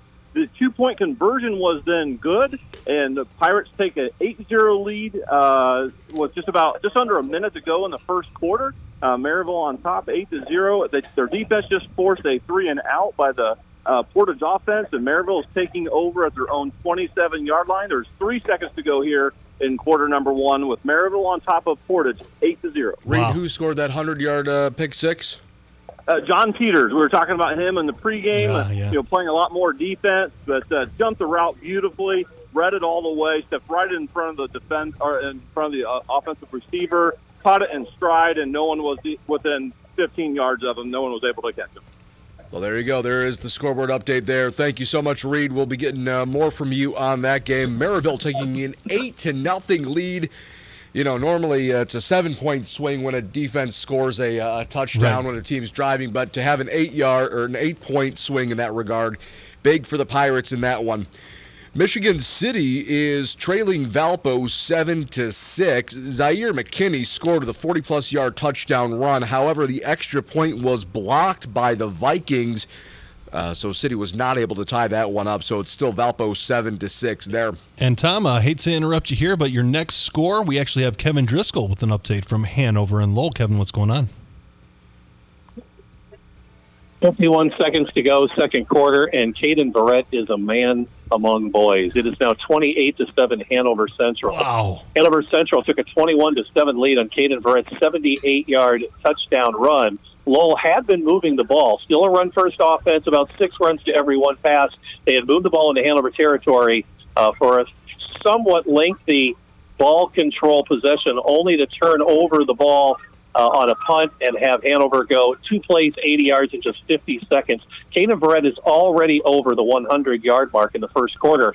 Oh, on wow. the ensuing kickoff, Lowell fumbles a kick return. Hanover Central starts with a short field at the 31. Tommy Bonner tosses it up to the end zone. Guess who? Caden Barrett, 31-yard touchdown catch.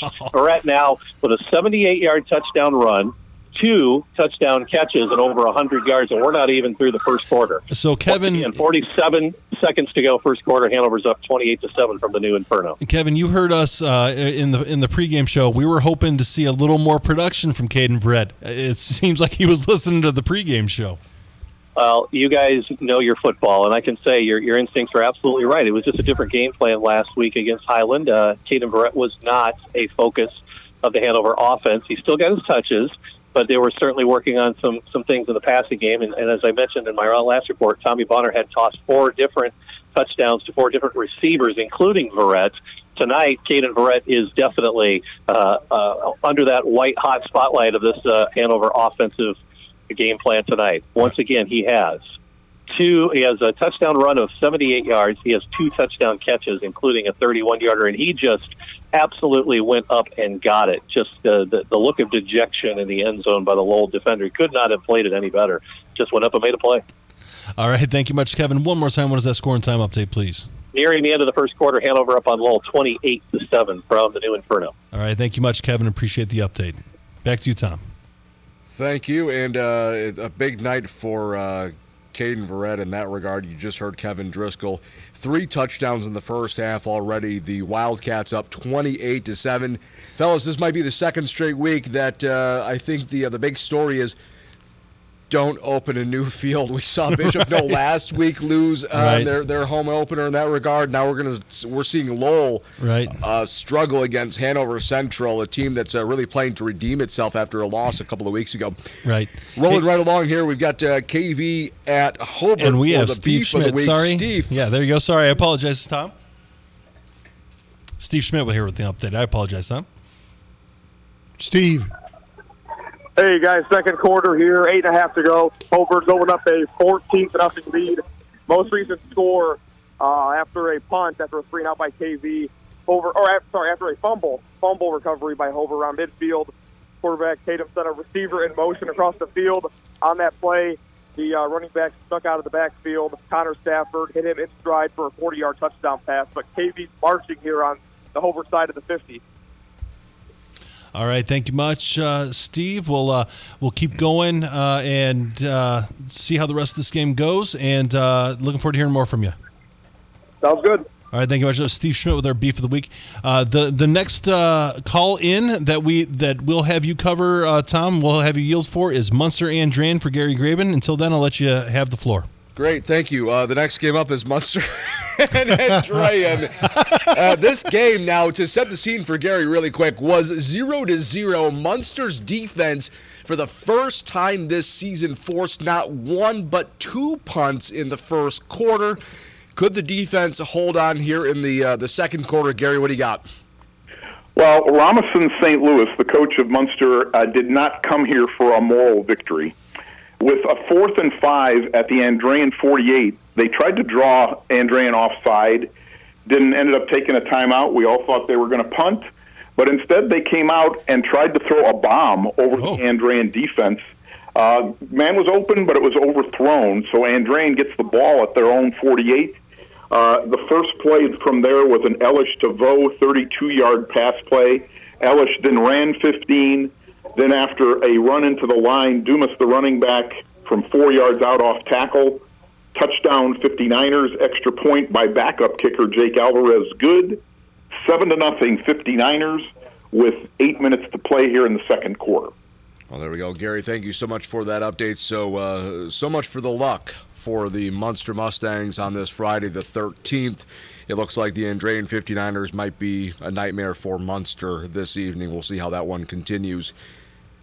I will also point out here, after the kickoff, Munster had to start on their own 10, and they are going to go 3-and-out and now have to punt to Andran from inside their own 10-yard line. So the battle of the field, the starting position, or rather the line of scrimmage, is going to favor the Andran 59ers here very, very quickly. Let's move through here the rest of the scoreboard updates. Whiting at Griffith. It is all Griffith, up 21-0. And I can't help but wonder if they are scoreboard watching now. We'll get to that other game here in just a moment. EC Central versus Bowman. Fellas, last time we talked about this game, we weren't sure when it was happening. Miguel's brother actually is the president of the East Chicago school board, and Miguel texted him to find out what was happening. The game is being played at 3 o'clock Saturday afternoon at Bowman, so that is a Saturday game there.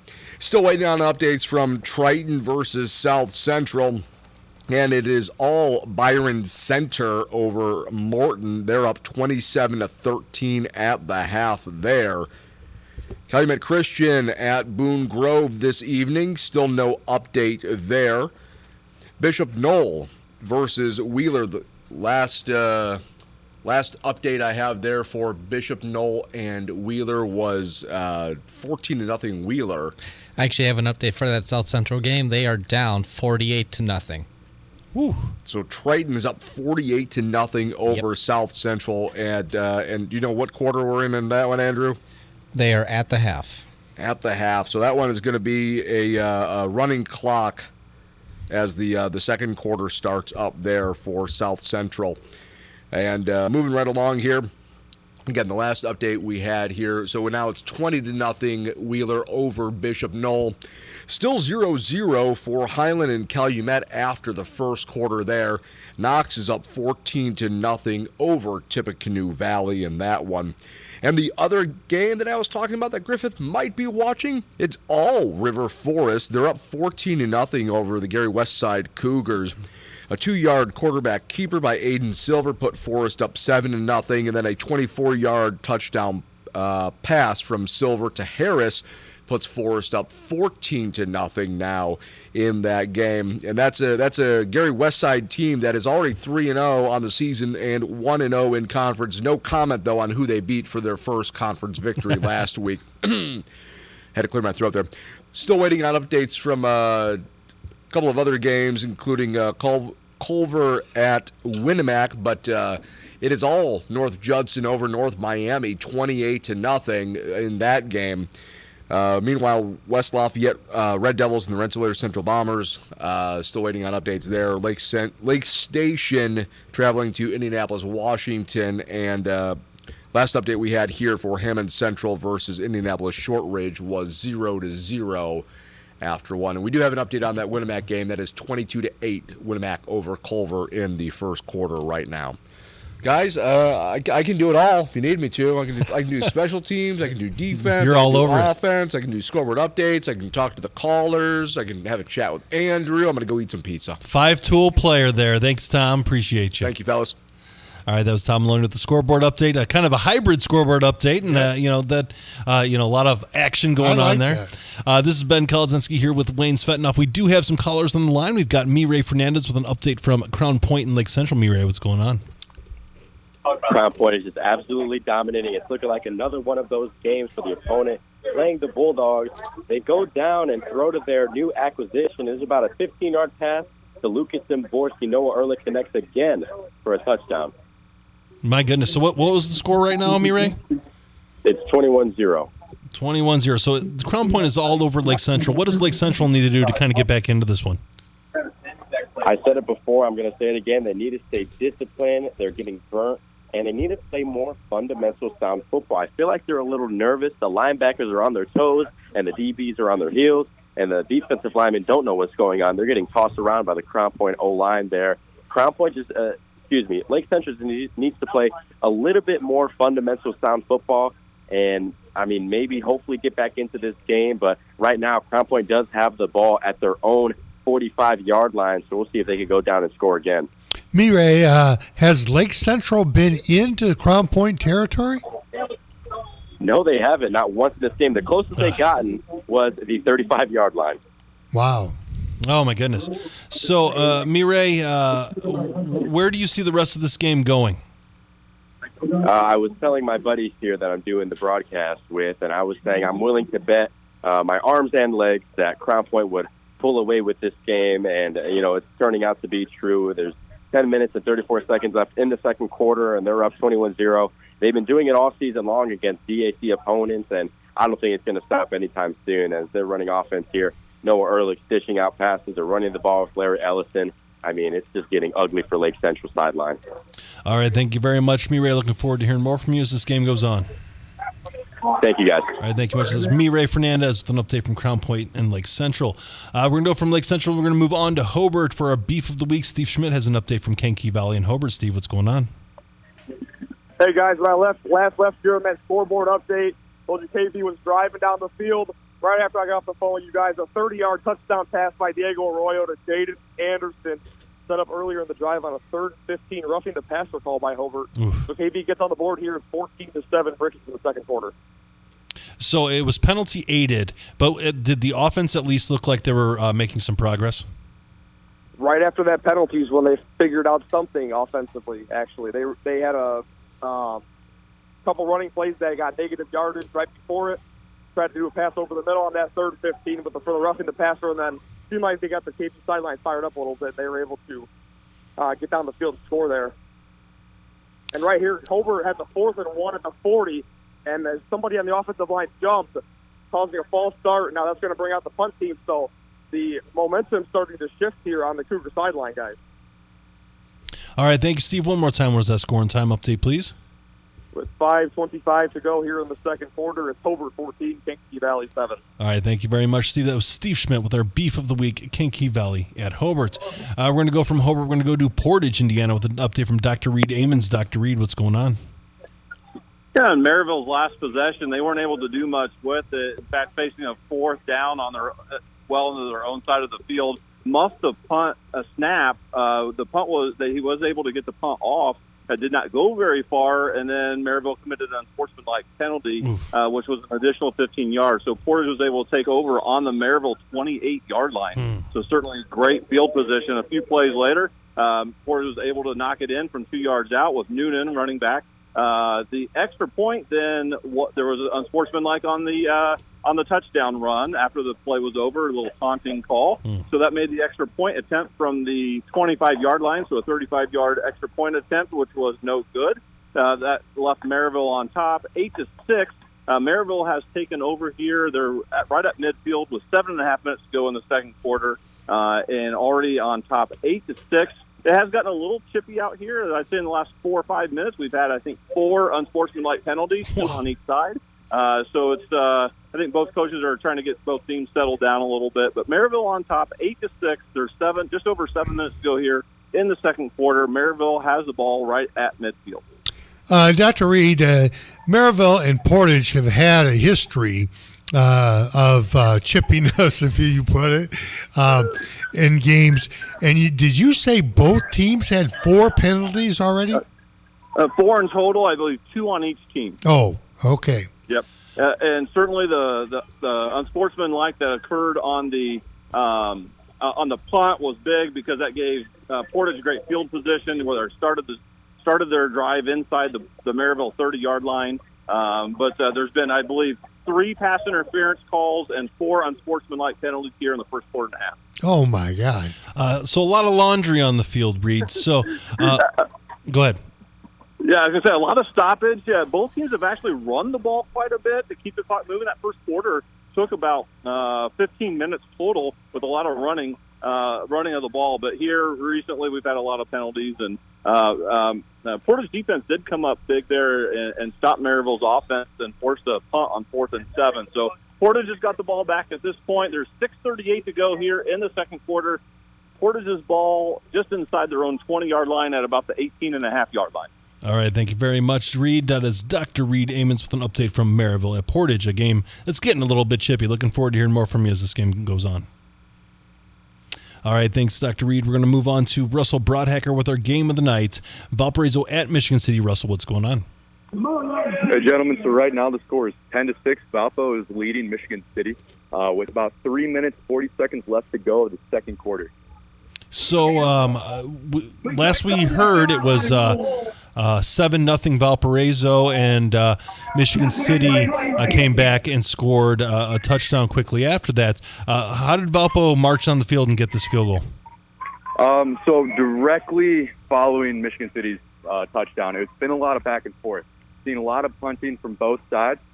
They're able to march it down into their red zone, but what happened for Valparaiso's field goal, Hart threw an interception. That was intercepted by Jacob Ford. Hart also was accredited that tackle there. But anyhow, so Valpo was then forced to punt. 38-yard punt down to the 5-yard line, backing Michigan City up to their own end zone. They were then forced to punt on a 3-and-out to where Berta was able to do a huge 23-yard run that really got him down to the end zone after a couple bubble passes that have been working well for Valpo. Couple runs up the middle. McKinney's doing great. Stokes is doing great for Valpo as well with some reception yards going forward. But it was Berta that got him down to the end, into the red zone. It was 1st and goal for a while. Defensive line for Michigan City is holding them staunch. They weren't able to really break it past the 2-yard line after starting at the 5, so they kept holding it down. It was 3rd and goal. From the 2, Michigan City made a huge stop there. So Faulkner for Valparaiso was forced to kick that field goal. He ended up having to kick it twice. There's been a lot of false starts on Valpo tonight, a lot of defensive encroachments on Michigan City as well. So I've been seeing a lot of flags throughout the evening. But he made it he made it each time. So his field goal was good that second time as well, putting the score now 10-6. Again, following that, a lot of back and forth right now. Valparaiso has the ball. They're on their own 42, marching towards the end zone. Berta is having a heck of a night. He's a powerful runner still. He picked up a lot of steam in the beginning. That seems to carry forward. Hinkley, Valpo's quarterback, has got some wheels on him. He's able to get it outside of the numbers, run it down the making some good gains there. He went from a 1st and 10 to now it's a 2nd and 3 just off, no one was really open downfield, so he kept the ball and run it. Russell, who is the kicker? Faulkner. Yeah, what's his first name? 1 second there, sir. Yep. That would be Trevor Faulkner. Trevor Faulkner. He is a junior for Valpo. Thank you. All right, Russell, one more time, what is that scoring time update, please? It is 10-6 Valparaiso leading Michigan City with 2 minutes left to go in the second quarter. All right, thank you very much, Russell. Give us a call at halftime. Sounds good, yeah. All right, that was Russell Broadhacker with an update from our game of the week, Michigan City at Valparaiso. All right, we're going to go at Valparaiso at Michigan City. We're going to go to Mireille Fernandez with an update from Lake Central at Crown Point. Mireille, what's going on? It's almost like Crown Point is toying with the Lake Central Indians because Noah Ehrlich is taking deep shot after deep shot after deep shot. I don't know if he's getting a little greedy, but, man, it's converting. Oscar Biasi had a great catch at about the 30-yard line. He jumped up what looked like 10 yards to catch a ball. I might be exaggerating, but he jumped really high to save Noah Ehrlich of an overthrow near the sideline. And then Crown Point hitting Jacob Soley and the back and the back pylon for a touchdown, and it was really another impressive drive from Crown Point. So, Mireille, it seems like Crown Point is doing everything. They're running the ball, they're passing the ball, they're all over the field. Is there anything that Lake Central can do to slow them down? I wish I could give you guys an answer, but the only way they can stop this team is by stopping Noah Ehrlich, pressuring him. They're getting in the backfield, but the offensive line is doing a great job of cleaning it up and letting Noah Ehrlich step up, maybe step in the run game, because when they do run the ball, they've been passing the ball a ton, but when they do run the ball, it's chunk after chunk after chunk. Maybe they can force Crown Point into taking deep shots by stopping the run game. How many touchdowns passes does Ehrlich have? I believe 3 right now. 3 touchdown passes. My goodness. And I'd like to remind you that he had 4 in 3 quarters last game against Maryville and a huge 33-point win, and he had a rushing touchdown. Yes, he was one of our players of the week, for player sure. of the week. Yep. So, Mireille, you played for a little bit. What would you do what would you need for Lake Central to kind of get fired back up and get back into this game? It starts with the student section, it starts with the sideline, and it starts with the trust from your coaches. I said it during the Arizona prep game, and it's almost like the head coach for Lake Central doesn't trust his quarterback. He's a junior now. You need to let him air it out. They're running the ball on 2nd and long. It's not a recipe for success, and it makes me a little frustrated as a football fan rooting for a close game because I want to be excited. I want to see an exciting game. And Lake Central is not putting any trust in their quarterbacks against this great Bulldog secondary. All right, fair enough, Mireille. We appreciate the update. One more time was that scoring time update, please.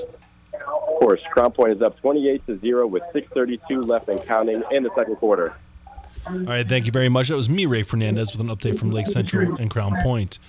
All right, we're nearing a break, but I think we have just a couple minutes before we hit it. Let's go ahead and take Gary Graben with an update from Munster Andrean. Gary, what's going on?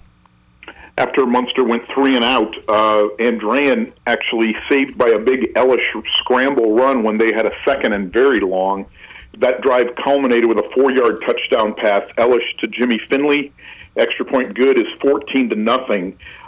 With now about 2 minutes to go here in the first half. One concern for Andrean, their Division I prospect junior lineman Ben Novak, who's 6'6", 330, he left the game with an injury. So very, Andrean had a lot of injuries last year that really derailed their season, and he is one of the best linemen in the state of Indiana as a junior, and unfortunately he was injured on a play. I will tell you right now, as we were talking, Andrean just intercepted Munster. So Andrean is going to have the ball inside the 40 here with under 2 minutes to play. So, Gary, for that injury, can we speculate upper body, lower body, anything like that? He was helped off the field. It was a little bit harder to tell. So don't want to really speculate without knowing. But again, we'll see if he comes back. But again, if Andrean does take control, obviously I would not expect to see him here. Andrean's going to have a short field here with the ball on the Munster 35-yard line. And again, we are in the final few minutes here of the first half. So, again, we'll see if Andrean airs it out here. I know you guys have to go to break here in a second. Yeah, Ellis is going to throw. He scrambles right, fires deep. Oh, dropped in the end zone. Oh, gosh. Dropped right in the dime, right in the end zone. But dropped. He got behind double coverage. Beautiful pass by Ellis. Beautiful. But just not quite completed here. All right, fair enough. Gary, how about this? How about you give us a call at halftime? That sounds like a plan. All right, thank you very much. That is Gary Graben with an update from Munster and Andrean. All right, we're going to go ahead and take a quick break here on 89.1 FM, the Lakeshore. This is Game Night, live on Lakeshore Public Media, 89.1 FM, streaming online at lakeshorepublicmedia.org, Facebook, and YouTube. Calling all 59ers, Slicers, and Wildcats. Do you have your high school debit card yet? Show your school pride everywhere you go, whether it's Friday night lights or your Monday morning commute. Get yours today at your local Purdue Federal Credit Union branch or learn more at purduefed.com.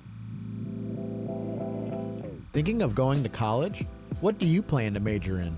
At Ivy Tech Community College, they major in successful careers for you and all of their students.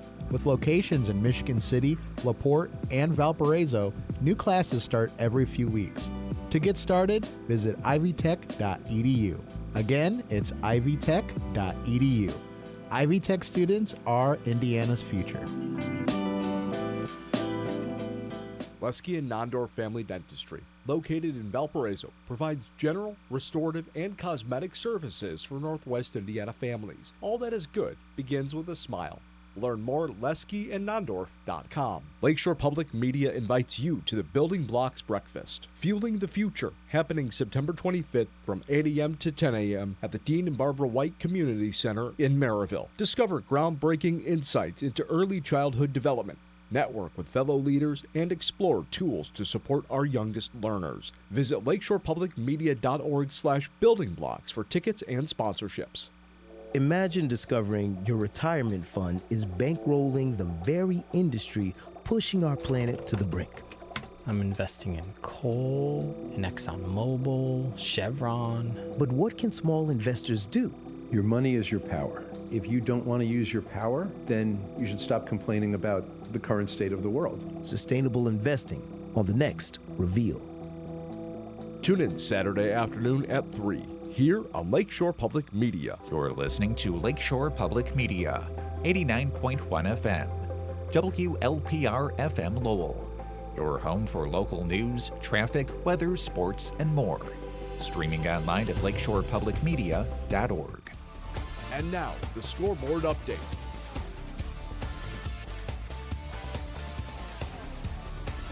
All right, we're going to be getting a scoreboard update here with Tom Maloney here shortly. Let's get a head start on that. Let's bring up the scoreboard graphics here so I can read them.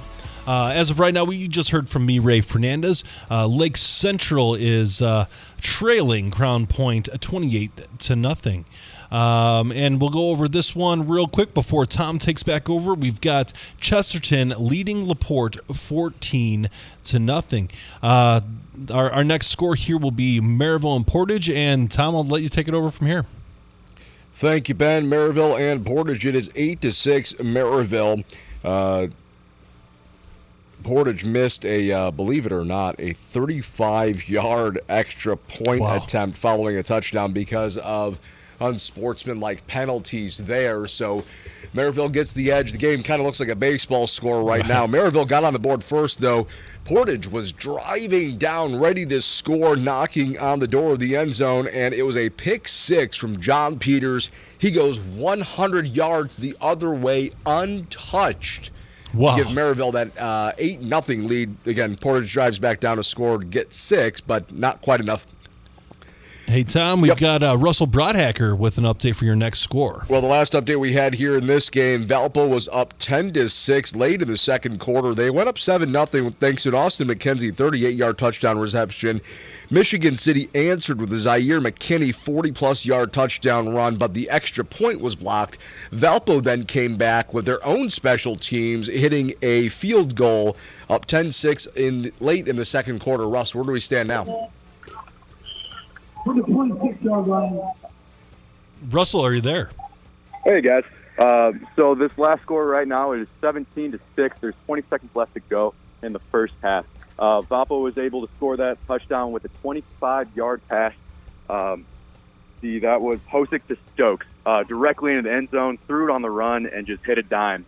He's been running a lot out of the pocket. Defensive line for Michigan City is closing his pocket substantially and pretty consistently. So he is forced to kind of roll out. If he can find his receiver downfield, he hits him. Otherwise, he's just forced to run. So they got to the 25-yard line primarily through Hosick's wheels, was able to run him there and then be able to hit up Stokes in the end zone for that touchdown. So 8 seconds left of the first half. Michigan City has the ball at their own 22. So I imagine this first half is about to wrap up. Thank you, Russ, for that information. And that was a game, the game of the week. Michigan City coming off of a dominant defensive performance against a very red-hot Chesterton Trojans offense there. But it has been all Valpo Vikings tonight, up 17-6 as they get ready to head into halftime with a lead there. Stokes, you just heard, with a 26-yard touchdown to extend the Valpo Viking lead. In this game, as the Lowell Red Devils open up their new artificial turf field, it is all Hanover Central, up 35-0. And as you may recall from Kevin's update earlier in the evening, this is only the second time in football history that these two teams have met. The previous time they met was, last year. And so while it is a rivalry and a beef, it is a geographical one that probably involves other sports other than football as of right now, because Hanover Central looks to go 2-0 all time against Lowell following tonight. Elsewhere across the region, it is all Hobart this evening against Kankakee Valley. The Brickies starting off the season 0-2, sort of sluggish. They get a conference victory last week, and hosting Kankakee Valley, who's coming off of a big loss against Andrean. Logan Peters hauls in a contested Tatum pass that bounced off of a defender for a 28-yard score to extend the Hobart Brickies lead up 20-7. Andrean is up 14-0 now over Munster in the second quarter in that game. And that's a game that was 0-0 after one, and we were all left scratching our heads wondering, is Andrean going to show up tonight? Well, they did, and they have so far. Up 14-0 over Munster in that one. It is all Griffith over Whiting. According to my statistics here, the Griffith Panthers up 35-0, have at least 3 rushing touchdowns by 3 different players. Ellis, Wilson, and Lawson all with touchdowns there. The game update now is 42-0 Griffith. That is 42-0 late in the second quarter. So it is going to be an absolute running clock there as Griffith is running away with that one. They'll look to move to 4-0 on the season there. East Chicago Central versus Bowman. It's a 3 o'clock Saturday game at Bowman. Last update we have here is Triton versus South Central. It was Triton was up 48-0 at the half there. And the last update I had here for Byron Center was 27-13 over the Morton Governors for that one. Boone Grove is up 21-6 in the second quarter over Calumet Christian. And Wheeler's up 14-0 over Bishop Knoll. That game was in the first quarter, the last update we had on that one. Calumet's up 14-0 over Highland. Eric Allen had an 80-plus yard rushing touchdown for the Warriors to extend their lead, and the 2-point conversion was good. Knox is up 14-0 over Tippecanoe Valley in the second quarter there. River Forest, it's all River Forest tonight. 3 touchdowns from Aiden Silver, 1 rushing, 2 passing, and it is 21-0 River Forest over Gary Westside this evening.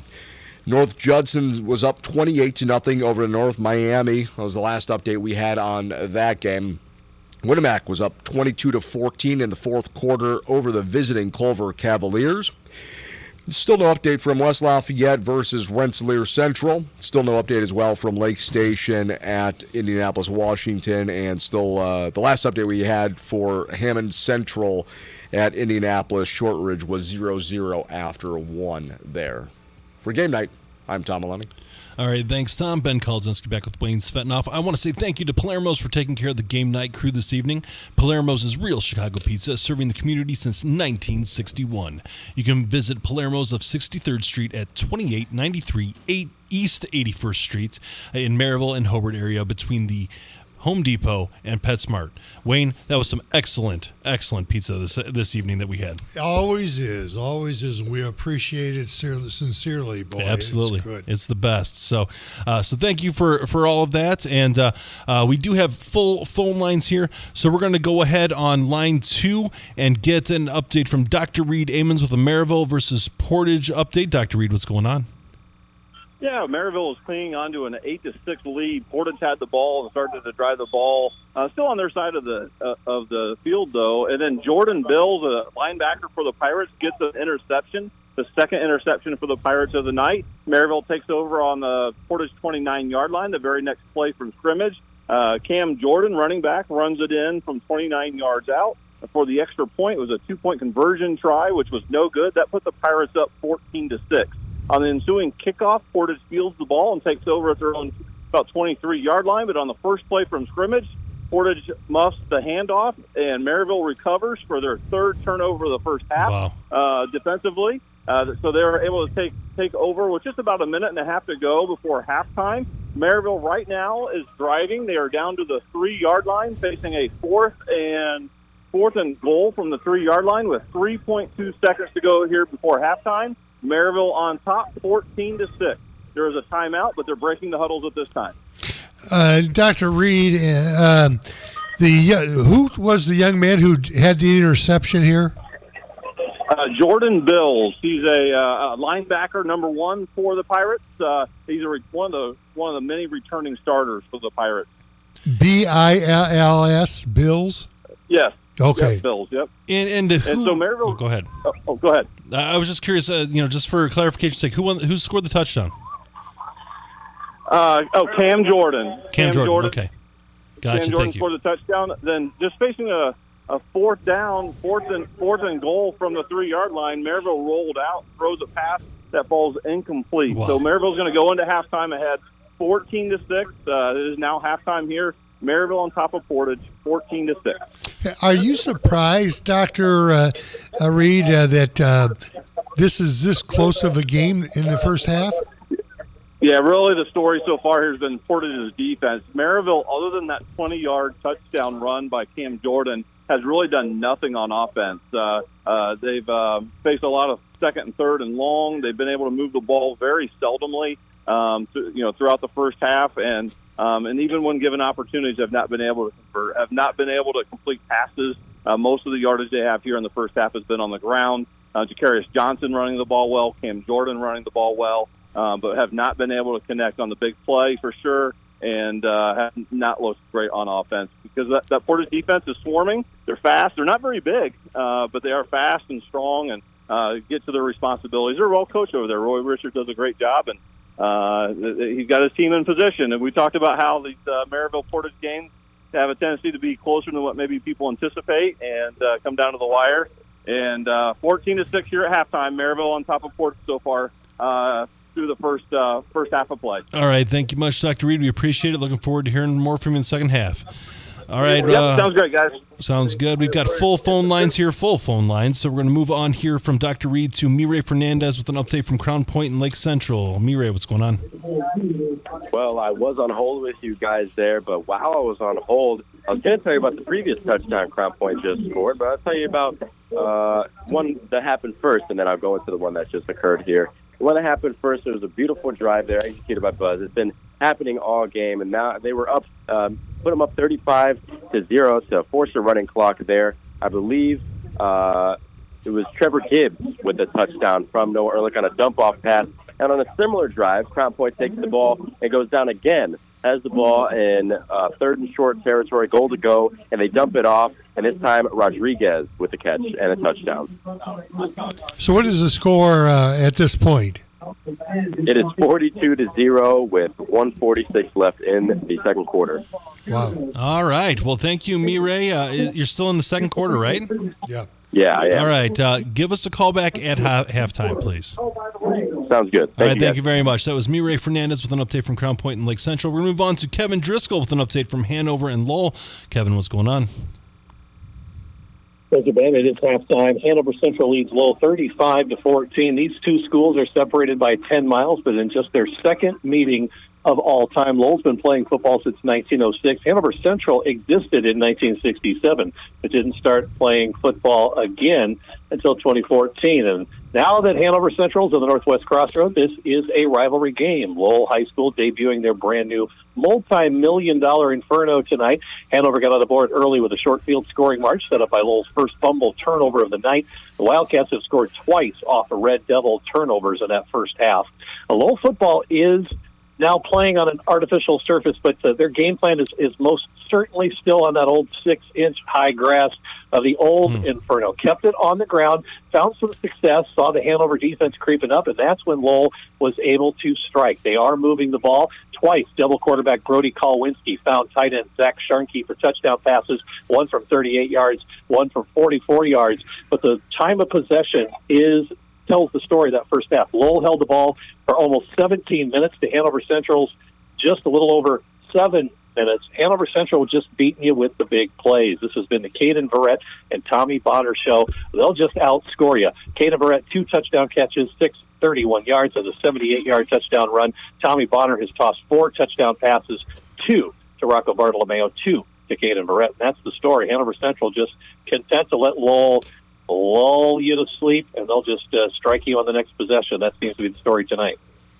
So, Kevin, it appears right now that Hanover is just too much for Lowell, and Lowell can't keep up. Is there anything that Lowell can do to kind of push back into this one? They are finding success on the ground. Hanover Central is outgaining the Red Devils 310-209. Not turning the ball over would be a big help. 3 turnovers in that first half, yeah. 2 of them fumbles. 1 late in the second quarter. Lowell had driven the ball to the Hanover Central 9 with about a minute to go. Dylan Bowen stepped in front of a pass, intercepted the ball in the end zone. That ended a Red Devils scoring attempt right there. So stop turning the ball over and try to finish drives on the ground and keep this Hanover offense out of the end zone. That seems to be easier said than done. Tommy Bonner, 8 of 8, 173 yards and 4 touchdowns. Caden Verrett, over 100 yards, has 126 yards on the ground and 2 touchdowns. So it's the Caden Verrett show here in the first half. Kevin, anything else you want to add for your halftime report here for the Hanover versus Lowell game? That pretty much says it. Look forward to hearing back from me. It looks like this high-powered offense means I'm going to be dialing your phone number a few more times in that second half. With about 9 minutes to go in the halftime break, it is Hanover up on Lowell 35-14 from the new Inferno. All right, thank you very much, Kevin. That's Kevin Driscoll with an update from Hanover and Lowell. All right, we're going to go from Lowell up to Maryville, Indiana, where Gary Graben has an update from Munster and Andrean. Gary, what's going on?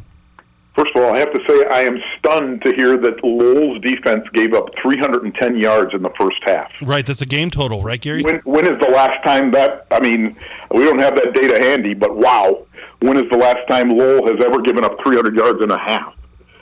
Here at Father Eckert Field, the half ended with a couple of wild possessions trying to go deep for both teams. Nothing happened. So we have reached the half here. It is 14-0 Andrean over Munster. Interesting to think about which team feels better going to the locker room. Is Munster pleased even though they're down 14? Is Andrean displeased up 14? The big issue here, the Munster defense played really well here in the first half. They did a lot of good things, but the Munster offense has yet to score this season.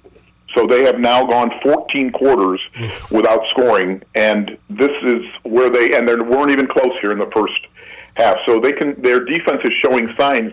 One of the things that you notice about this Munster team is they are good fundamental tacklers. This is something, obviously, you work on when you're trying to build a program, but they are very good at wrapping guys up properly. So that's very, very key. For Andrean, I would say Landon Murray on defense, the sophomore, has really been one of the studs on defense for Andrean. We talk a lot about their offensive players, but again, he's only a sophomore also, but he's been really good for Andrean here. Again, close, but the idea of Munster scoring against this Andrean defense, barring some turnover deep in their own territory, is going to be very difficult. Gary, I'll answer your question, and I think that coaches in the area looking at this score would say Munster, even though they're down 14 and have trouble scoring, their defense is holding an Andrean team known to put points on the board. Well, and again, with a lot of skill, speed on the field. So the fact that they've been able to hang with Andrean, and in the football locker room, the defense and offense usually are split for the first part of the conversation. Right. So I'm sure the defensive part here, they are fired up here that they have played this well. Again, I would expect Andrean to even air it out a little more here because that's where the space is for Andrean. Trying to run here in the middle is not the best option. They need to do more in space here. So I would expect to see Ellis throwing the ball a little more. Munster actually does get the ball to start the second half, so Munster, barring anything bad on the kickoff, will be able to at least have some plays to start the clock moving here in the second half. But again, a definite victory for the Munster defense in the first half. Again, we saw Coach go for a fourth down play. Not happy with moral victories, wants to try to get points on the board. I would expect to see more of that from Munster in the second half here because they really do need to dent the scoreboard here so that the offense can have some sort of positives heading into next week. So, Gary, one last question before we let you go. Has Munster shown any progress on the offensive end? Is there anything that you can lean on that maybe that's working even a little bit? I don't have the stats, but Munster had 2 or 3 first downs here in the first half, so it's not like they haven't gotten any first downs, but it's just so difficult to think of them going 80 yards. So they're going to need a short field. They're going to need something. Again, they tried what looked like was going to be a fake punt, and then the punter thought better of it.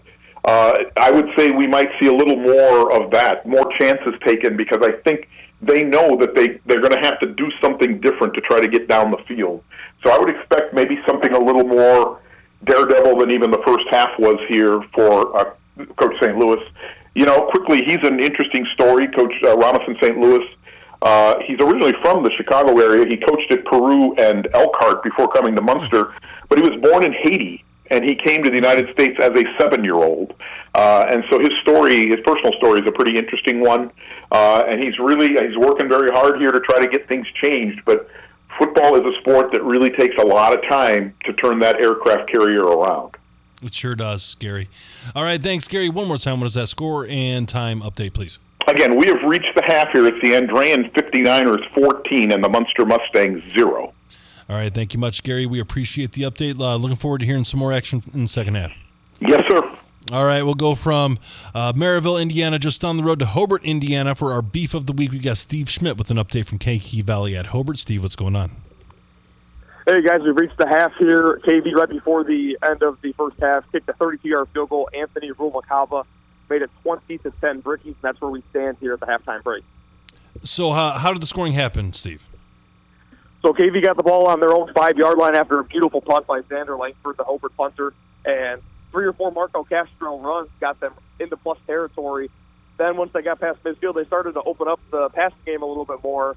Couldn't really materialize more than 15 to 20 yards downfield, but were able to settle for that 32-yard field goal. It's been a lot of the passing game on both sides tonight, but there at the end, the offensive line for KV was starting to open up holes for Castro to run through. So that's something to look for in the second half.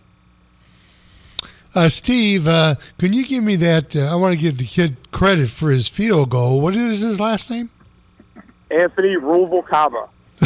Okay. We're going to have you text me the spelling of that one. As a Kolodzinski, I know a tough one when I see one. So I got you. All right, fair enough. Thanks. So Steve, what has been the key so far for this game? Really, the second half defense, or second half of the second part of the first half, sorry. The defense on both sides has shown some good glimpses in the passing game. Hobart's really tried to open up most of the half without Willie Shearer, the star running back, not playing the first half. Not sure why. We'll see if he comes out in the second half or if he gets out for the game. But both teams' quarterbacks are doing a great job on deep balls down the middle, just getting a hand into the passing lane. So I wonder if that's going to try to open up the ground game for both teams here in the second half. But that's kind of the stories of the defense downfield. All right, thanks, Steve. One more time, what is that score and time update, please? At the half, we have Hobart 20 and Kankakee Valley 10.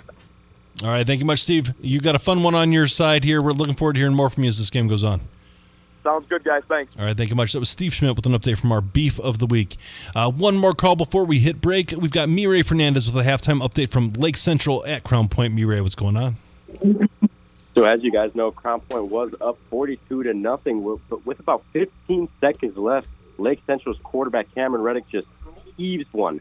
The number 16, the 6', 175-pound receiver Trevor Kubaki, and they got a touchdown, making the score 42-7. I don't want to say it's getting interesting, but that was definitely some Houdini magic from Cameron Reddick as he avoided pressure. He stepped up in the pocket, then rolled out right, and set the ball 45, 50 yards to Kubaki. It was just a tremendous play. Crown Point's defense lost them.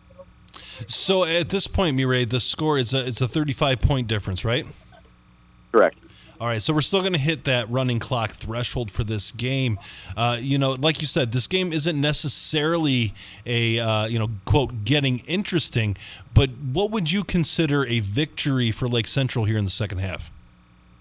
Well, after that really, really rough first half for Lake Central, I would consider maybe putting your backups in. I mean, I know your starters are having a rough time, but I was telling my buddies here, your starters aren't doing anything. They're not doing squat against this Crown Point offense. Maybe you look towards the future and put JV against JV because you will see them tomorrow, Saturday morning, but maybe put them under the Friday night lights, get them that experience in a rough crowd because now's obviously not the chance for JV and for LC. You just got to start looking for the future, I think. Crown Point's putting their young guys in. I think LC should follow and just start looking for the future. I think if they can go down and score a couple touchdowns with their JV guys against a really good JV crew, there's multiple starters on Crown Point's varsity team that played JV last year. And that's how much they care about the developmental part of football. And that's a huge part of it. They're scouting guys on Saturday mornings, and now they have tons of guys out there for Crown Point that look like superstars. And it's their first year starting as juniors and even seniors. And I think Lake Central ought to put in their backups, put in their JV players, and see if they could do something similar to what Crown Point's doing. All right, yeah, there's something to be said about getting those varsity snaps and getting that varsity context. So thank you, Mireille. One more time, what is that halftime score? Absolutely. It's 42-7 here at halftime. All right, thank you much. That was Mireille Fernandez. Great job tonight. We appreciate it and looking forward to hearing more from you as this game continues. With that being said, we're going to go ahead and take a quick break on 89.1 FM, the Lakeshore. This is Game Night, live on Lakeshore Public Media, 89.1 FM, streaming online at lakeshorepublicmedia.org, Facebook, and YouTube. Lesky and Nondorf Family Dentistry, located in Valparaiso, provides general, restorative, and cosmetic services for Northwest Indiana families. All that is good begins with a smile. Learn more at leskyandnondorf.com. Thinking of going to college? What do you plan to major in? At Ivy Tech Community College, they major in successful careers for you and all of their students. With locations in Michigan City, LaPorte, and Valparaiso, new classes start every few weeks. To get started, visit ivytech.edu. Again, it's ivytech.edu. Ivy Tech students are Indiana's future. Calling all 59ers, Slicers, and Wildcats. Do you have your high school debit card yet? Show your school pride everywhere you go, whether it's Friday Night Lights or your Monday morning commute. Get yours today at your local Purdue Federal Credit Union branch or learn more at purduefed.com. Kickstart your day at the Building Blocks Breakfast, Fueling the Future, on September 25th at the Dean and Barbara White Community Center in Maryville. Enjoy a complimentary meal, connect with local resources, and hear from the experts on supporting early childhood development. Let's unite to give our children the best start in life. More details are at lakeshorepublicmedia.org/buildingblocks. Every 10 years, there's a census. And every 10 years, the same people aren't counted. Almost like it's part of the plan. Because to the powers that be, if you're not counted, you don't count. On the next Stamp Judgment, the Census Powwow. Do not miss it.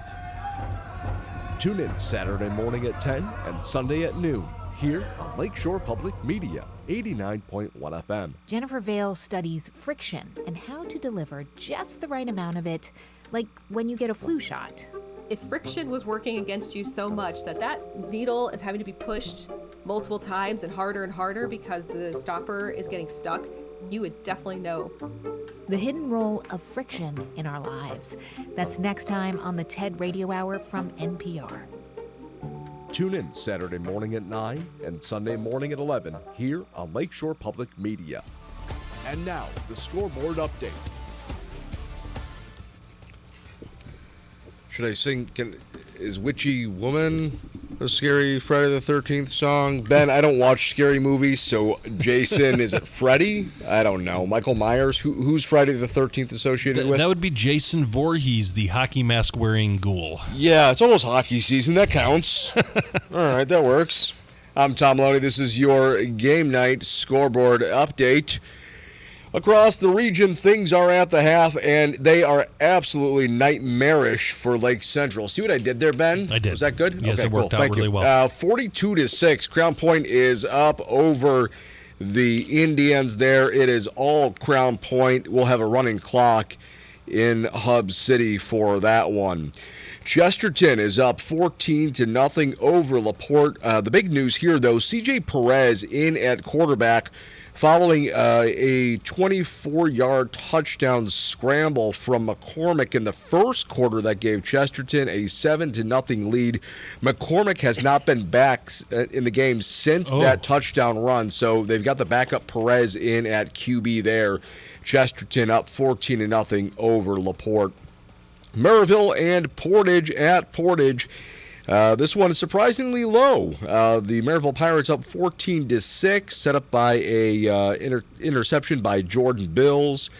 Cam Jordan scored the touchdown for the Pirates, and kind of back and forth here, especially with a lot of, feelings. The players are up in their feels, as the kids would say these days. What is that? I don't. So Maryville scores on a 100-yard pick six by John Peters to go up 8-0.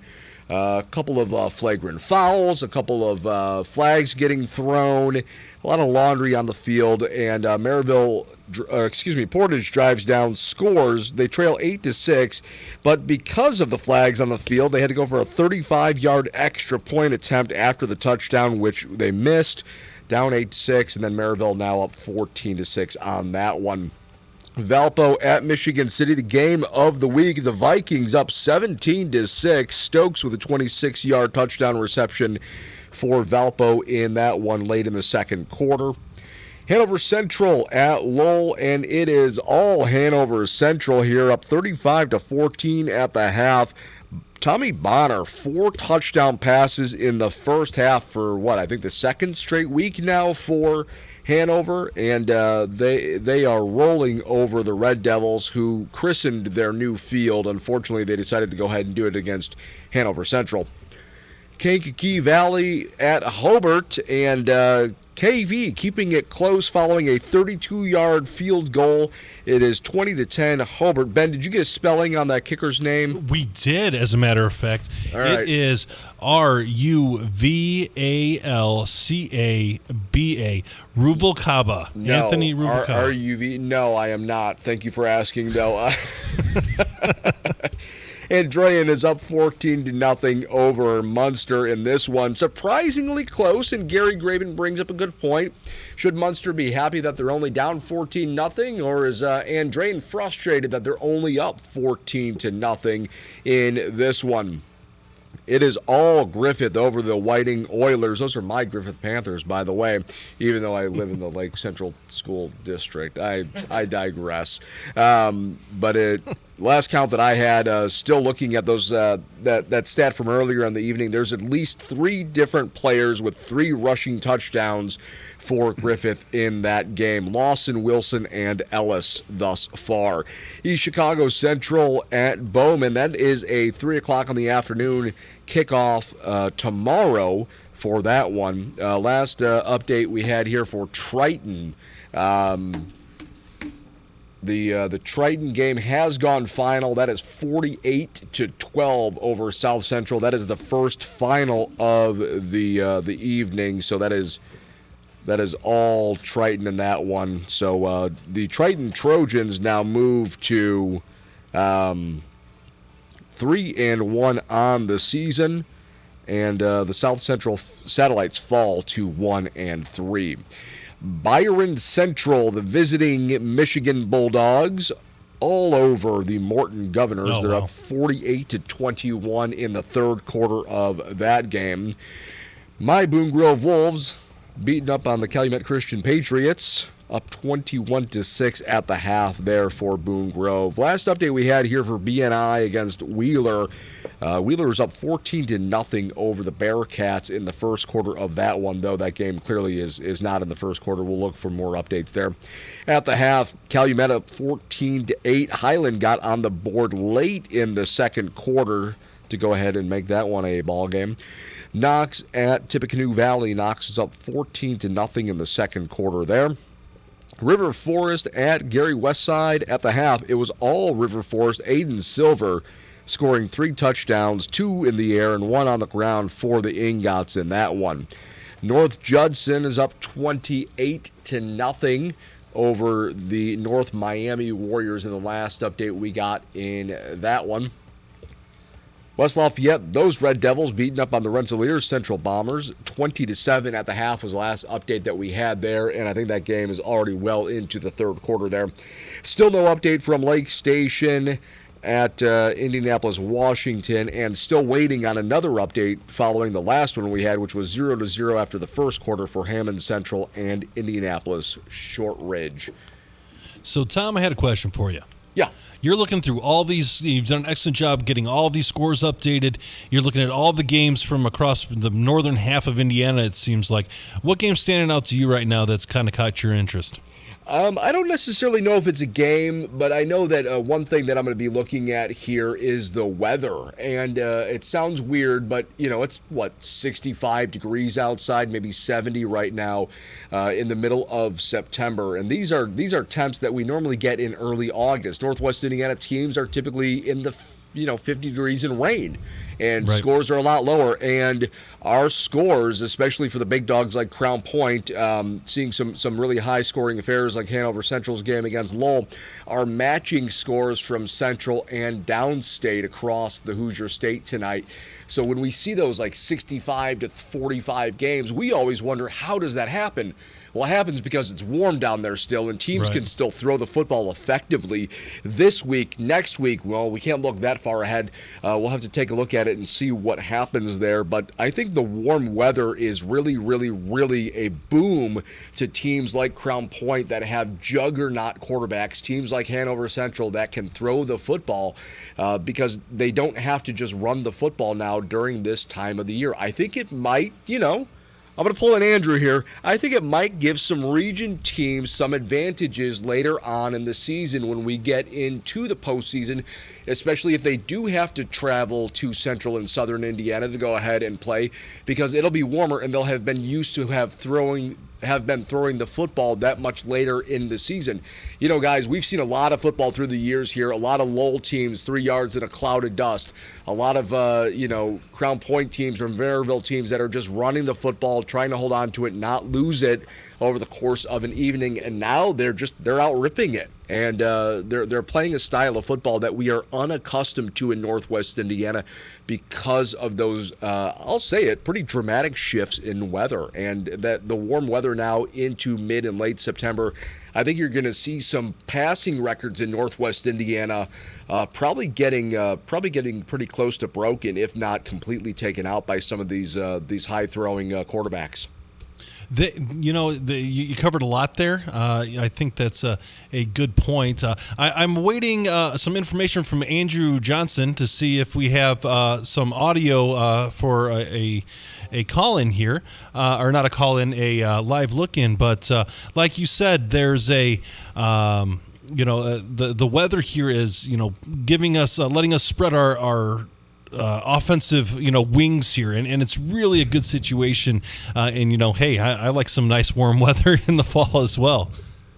Can't go wrong with that, can you? So Andrew, is the audio good here for the live look-in? Okay, I've sent a couple messages out. I can't remember what game we're going to the live look-in, so if we could please remind me on that. So they're on break anyway. So I wish we would have, gotten that information that the audio was working on that live look-in earlier. So that's okay. Wayne, what have you had your eyes on so far this week? Well, I'll tell you, Maryville and Portage kind of surprises me. I thought Maryville would come back very strong after last week, and Portage has held on. Portage has had some nice movement of the ball downfield. They didn't score every time, but the score is 14-6 Maryville, and Portage has to be pretty happy in the locker room right now. Coach Richards is probably telling his kids, we're there. We're halfway home. We're within striking distance of Maryville, a team that, they have had problems with the past few years. Absolutely. So speaking of another game that's kind of surprised me, this is the one that I was going to bring up. We've got Gary Graben with an update from Munster and Andrea. And Gary, what's going on? Well, we had mentioned earlier that Munster played a pretty good first half here, down just 14-0. They received the opening kickoff on their second play from scrimmage on a jet sweep. The connection in the handoff was bobbled, dropped, and recovered by James Finley of the 59ers. On the first play for Andrean, a 25-yard touchdown pass from Elish to Finley. Extra point good, making it 21-0 with 11:36 to go here in the third quarter. And if you're playing Jimmy Finley bingo tonight, he has 2 touchdowns, an interception, and a fumble recovery. So filling out the stat sheet, Jimmy Finley. So was it 1 receiving and 1 rushing touchdown? He has 2 touchdowns receiving. 2 touchdowns receiving. Okay, so we're trying to hit for the cycle here, right, Gary? He is, yes. I'm not sure what else. He may have to, he may have to use. They're using a backup kicker, so maybe he'll come in and kick an extra point here at some point in the evening. Did he perform at halftime as well? He was very good. He did script Andrean, but with one guy, it's very hard to spell out Andrean. I tell you what, though, he seems like a 5, 6, 7, 8 tool player. So it's really a really impressive performance for him so far. He's quite a player. I mean, he's not big in size, but man, he is so quick. He anticipates on defense very well. And here he was just 3 steps behind the defense in the end zone to catch the ball. So this again. We talked about Munster's offense. Even without mistakes, it does not move the ball well, and when you're giving Andrean the short field, the game will end quickly that way. So, again, a quick strike here for Andrean. I'm sure there was some talking about a little more focus. They had quite a few procedure penalties in the first half, so Andrean needed to focus a little better, and they've come out sharp here to start the second half. Gary, does Eilish have 2 touchdowns now? That's correct, yes. So, Gary, I'm kind of thinking of how I can phrase this. It seems like Munster has had a lot of opportunity to be in this game and to make this an even tighter ball game than it could, and they keep shooting themselves in the foot. What do you think is the reasoning behind this? Is this just a complete rebuild or lack of experience? What do you think's going on here? Well, for our listeners who weren't with us, in the first quarter, they had the better field position. It was a scoreless first quarter, and the field was definitely tilted in their favor. They just couldn't take advantage of it. There's not a lot of the skilled players have trouble getting open. Forster, this quarterback, actually is pretty good with the fake, and he can tuck it and run a little bit.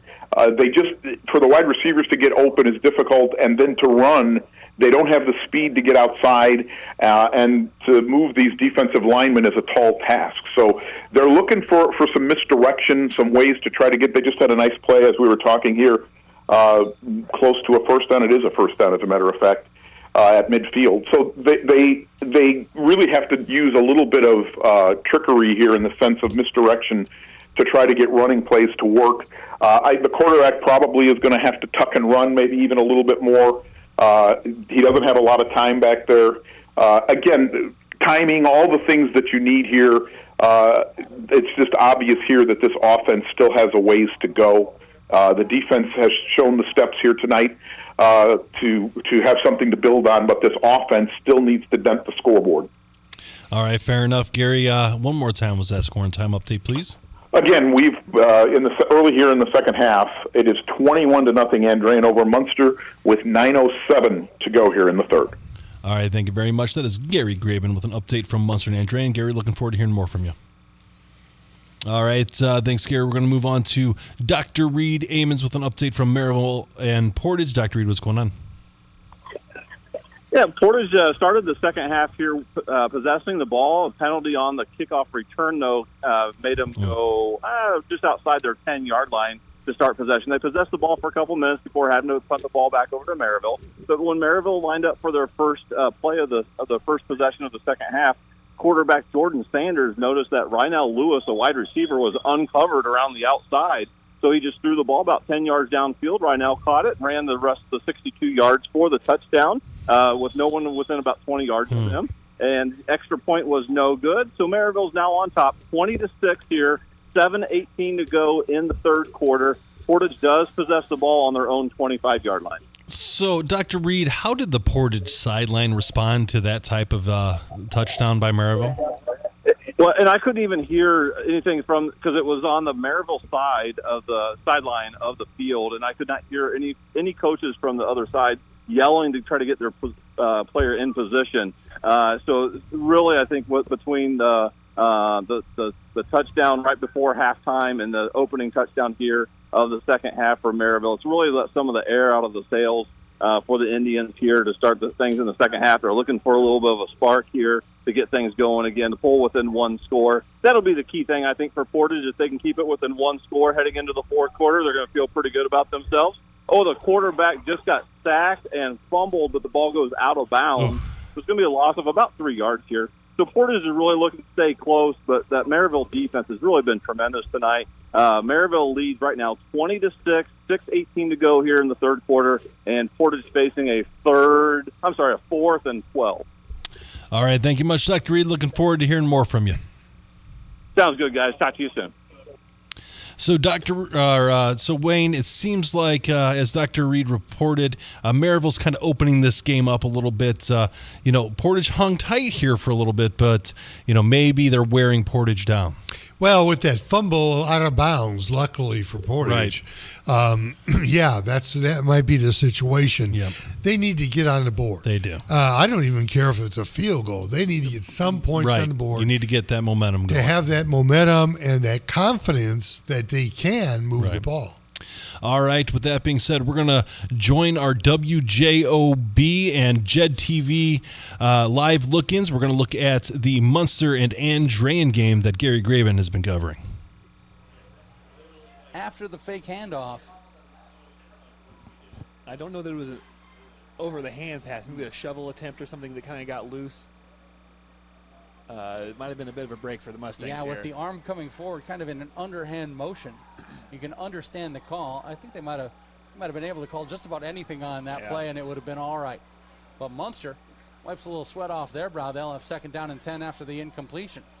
Here's Schatzberger back to throw. Pocket collapsing. He comes near side, nearly intercepted, and third down and 10 upcoming as it's incomplete. Shaden Holmes is the man who thought he was heading to pay dirt right there as he just drove on that little hitch route on the near side. Taking a look at this on the replay. Yep, that was Holmes had that diagnosed. As soon as the man in front of him turned back, he was already 2 steps into his drive onto that ball.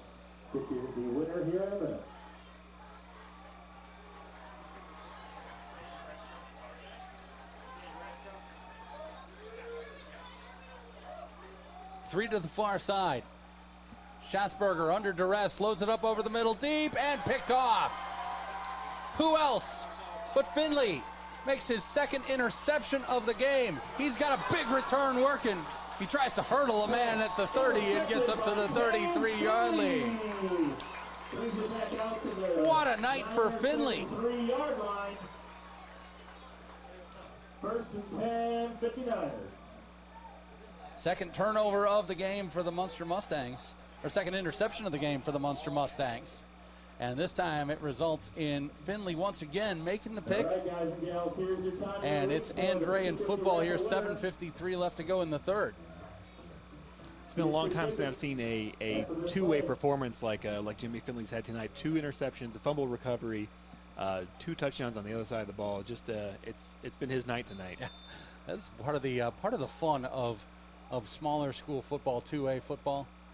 You get to see some of these two-way players. Here's Ellish coming to the near side. Who else but Finley?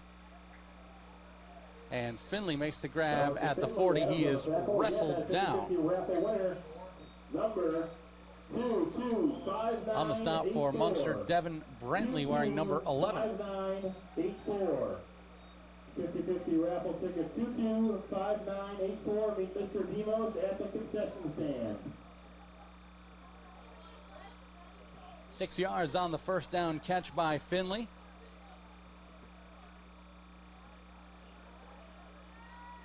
Finley, 2 interceptions, 2 touchdowns, a fumble recovery. Here's a give to Stovall. Stovall has a 59er first down out to the 45. Good second effort by Stovall. Beckett Gideon, the junior, comes up with the tackle. Number 225984. 225984. Meet Mr. Demos at the concession stand.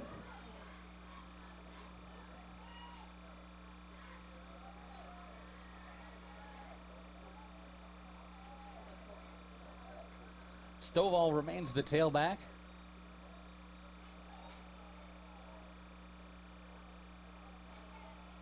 And Stovall will take the give. Off tackle to the far side. And he gets a little shoulder shiver at the end of that play from big old number 0, Manny Garamato. Garamato on a stop.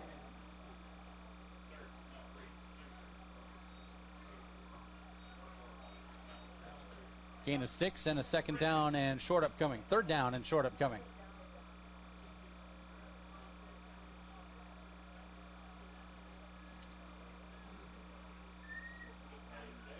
Andrean trying to stay undefeated in conference play. Of course, those first week 1 and week 2 opponents, it's been a feature of Coach Skinner's program here at Andrean. Duneland conference opponents, big-time opponents. Under pressure, Ellish loads it up.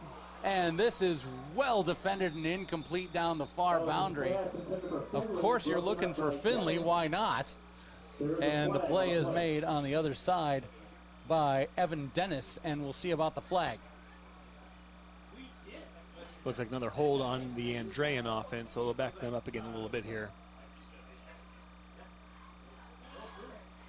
We talked about some of the Andrean penalties, plenty of procedure penalties. All right, so that was our live look in for JED TV and WJOB. You know, very interesting to see, this Munster and Andrean game. We've, seen some highlights. Andrean seems to be running the ball really hard and doing a great job against the Munster Mustangs. Jimmy Finley is doing a great job by himself. Yeah. He's unbelievable. We had mentioned earlier that he is a 10-tool player, it appears, at least this game. So very impressive. But we'll talk more about that game as this night goes on. But before we get to there, we're going to talk about our game of the week. Russell Broadhacker with an update from Valparaiso at Michigan City. Russell, what's going on? Hey guys, so the fourth quarter just began. Third quarter wrapped up with a score of 17-6. Still Valpo over Michigan City. Valpo right now has the ball on Michigan City's 32. It is 3rd and 1. So no scoring in that third quarter. Is it more of a defensive stalemate, or were there mistakes? How'd that third quarter go down? I think both teams are just running really smooth. The gears are oiled well. I think they're just being met with a pretty prominent adversary on both sides. Defensively, this is Valpo's second time with the ball this second half. The first time they had it was a quick 3-and-out, so Michigan City's defense is a tale of the tape tonight. They're definitely holding Valpo to 17 points, but also Valpo's defense is holding Michigan City. So Michigan City will have huge breakout plays, like Hart's pass to Harville for a 42-yard gain was huge. Michigan City did start off the second half because they deferred on that coin toss. Gee's running really well, picking up plenty first down, but he was stopped on a 4th and 1 by Valpo's linebackers.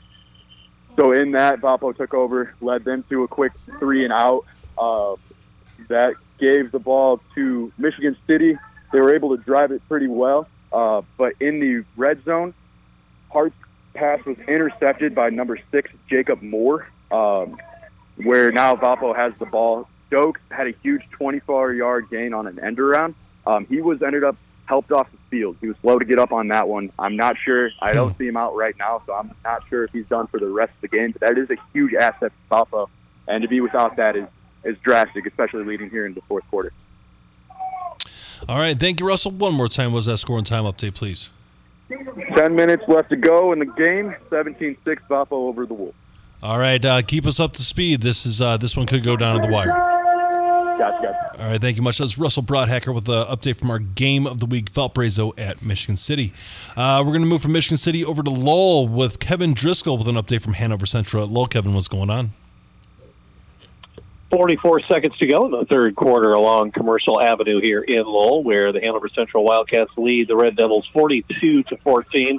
A rather, shall we say, a calming, lucid, very, very serene, passive third quarter as far as the scoring goes. Both teams exchange punts to start the second half. Hanover Central gets the ball, goes on a 11-play, 81-yard, 4-minute 48 drive, culminating in Tommy Bonner's 5th touchdown pass tonight, went 8 yards for a score.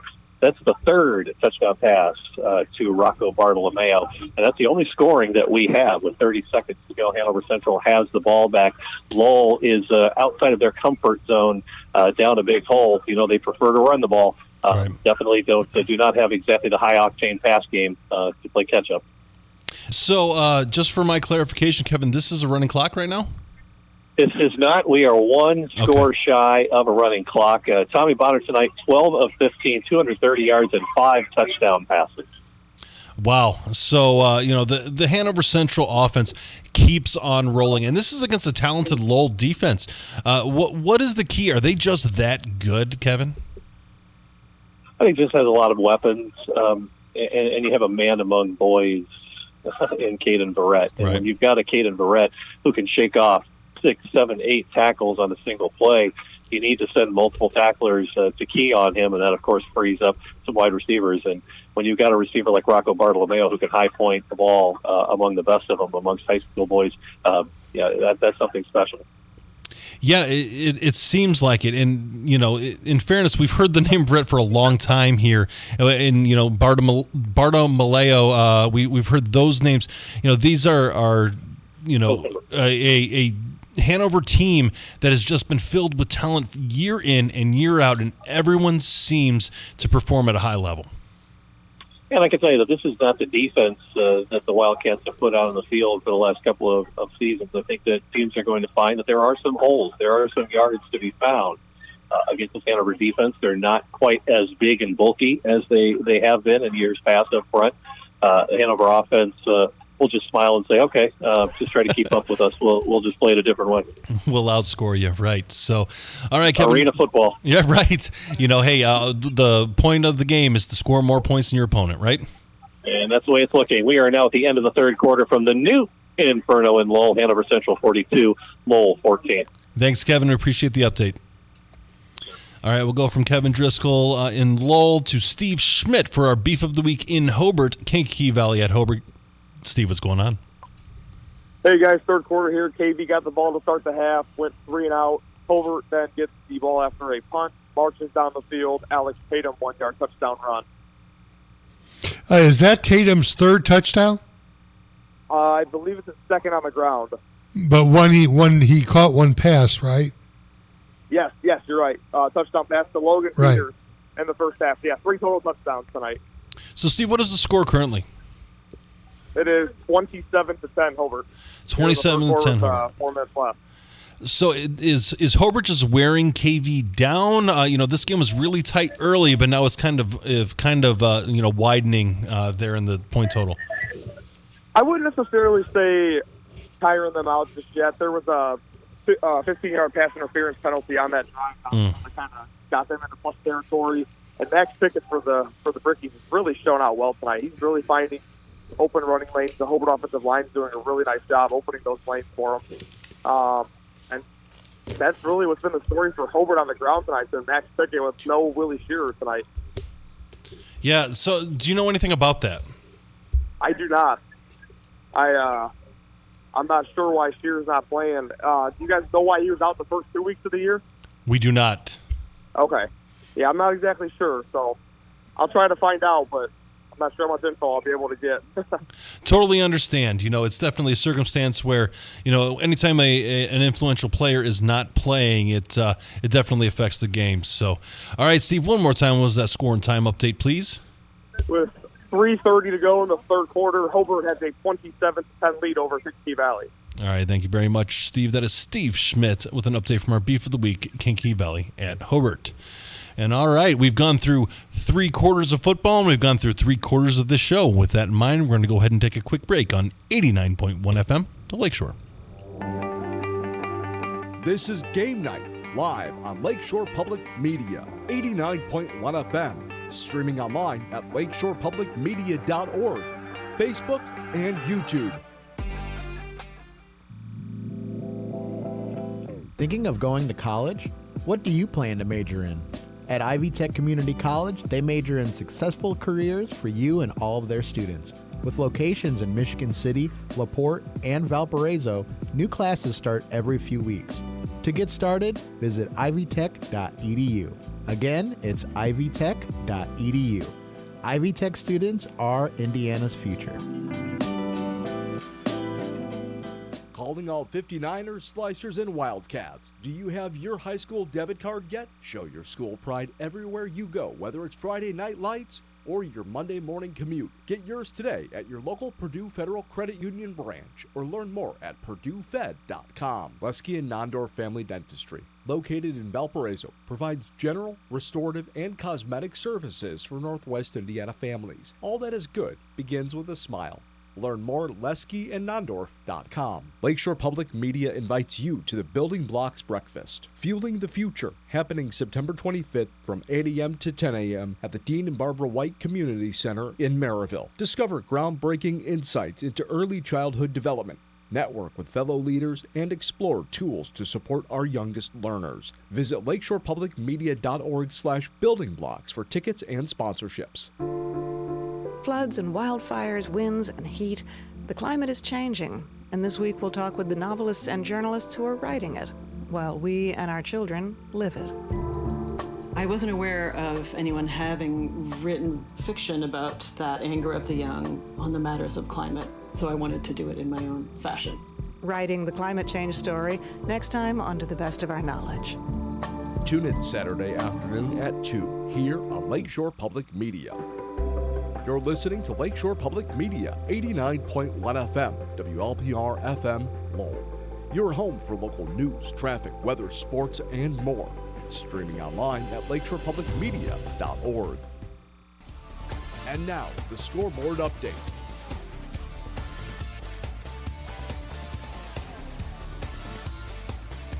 I'm Tom Maloney. This is your scoreboard update. The Lake Central Indians are making a game of it, if you can believe that, as they add a second touchdown. However, Crown Point Bulldogs still have 42 points, so it's 42-14 Crown Point. But hey, they're trying. We like that, right? Don't give up. Don't quit. Keep playing. But Crown Point also does have their JV squad in for the second half. So there is that. Elsewhere in the region, Chesterton is has just taken a 21-0 lead over LaPorte. Govia punching it in from 2 yards out for the Trojans. He now has over 200 yards rushing in the game there for Chesterton. Maryville's up 20-6 over the Portage Indians in that one, following a 65-yard touchdown by the Pirates. The Valpo Vikings are up 20-6 over Michigan City in the game of the week. Wilcox with a 37-yard field goal, extending Valpo's lead to 20-6 over Michigan City. Hanover Central over Lowell. It's 42-14. Tommy Bonner, 5 touchdown passes on the night thus far, and Rocco Bartolmello has at least 2 of them receiving. It is all Hanover Central up 42-14 at Lowell tonight. Hobart's up 27-10 thanks to an Alex Tatum 1-yard touchdown run in the beef of the week over Kankakee Valley. Munster and Andrean's up 21-0 in the third quarter. We saw a pretty long live look in there. Finley scoring his second touchdown to extend Andrean's lead. He also has 2 interceptions and a fumble recovery tonight. So if you had him on both offense and defense for your high school fantasy football, things are looking pretty good there for the wide receiver / DB. Whiting at Griffith. It is all Griffith Panthers up 42-0 was the last update we had there coming out of the half. East Chicago at Bowman. That is a 3 o'clock kickoff Saturday afternoon at Bowman. This one's gone final. Triton defeats South Central 48-12 there. And we do have one quick update on that Griffith game. It is now 48-0, about halfway through the fourth quarter there. Again, Triton is victorious over South Central 48-12 in that game. Byron Center versus Morton. It is all Byron Center from Michigan. They're up 48-21 in the third quarter. That was the last update we had there. Last update we had here as well going into the half, it was Boone Grove up 21-6 over Calumet Christian. Haven't seen any updates since the first quarter for Wheeler and Bishop Knoll. The Bearcats were up 14-0 in the first quarter of that game.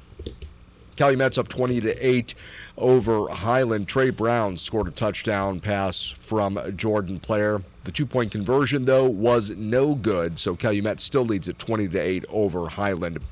This one's gone final as well. Knox defeats Tippecanoe Valley 26-3 there. Tippecanoe Valley's first loss of the season. River Forest versus Gary Westside, and it has been all River Forest, up 28-0 here. But the big story now, Aiden Silver didn't score the 4th touchdown for River Forest. It was a 2-yard touchdown run by Villa Gomez. So somebody other than Aiden Silver is scoring for River Forest. That really is, I think, Wayne, that's the breaking news of the scoreboard update for you there. Yeah, thanks. You're welcome. North Judson's up 28-0. Last update we had there over North Miami. Winnemac went final 22-14. They are victorious over the Culver Cavaliers.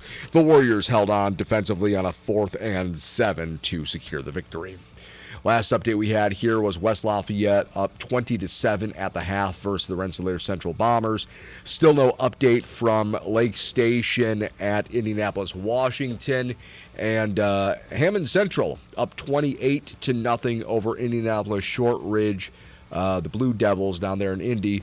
Hammond Central up 28-0 going into the fourth quarter of that one. For Game Night, I'm Tom Maloney. Thank you, Tom. Ben Kolodzinski back with Wayne Svetanoff. Wayne, we do have a caller, and it's one of my favorite callers on the line here. It's Gary Graven with an update from Munster and Andrea. And Gary, what's going on? Just one of your favorites? That hurts me. I like to share the love, Gary. I have to share the love. That hurts me. That cuts me. But that's okay. I will still be professional. Munster has made a change at quarterback. They put in Daniel Schasberger, who actually threw a beautiful pass to Anthony Gowans. But after that, you guys may have had the live look in. Another interception by James Finley. Andrean drove all the way into a goal-to-go situation. They were faced with a 4th and goal from just outside the 10. They went for it and did not make it. Munster now is pinned. Actually, Munster is on their own 1-yard line as we come to the end of the third quarter. It is still 21-0 Andrean, and Munster is in a little peril. It looked like it was almost a safety on this last play. They're facing a 2nd and long from their own 1-yard line.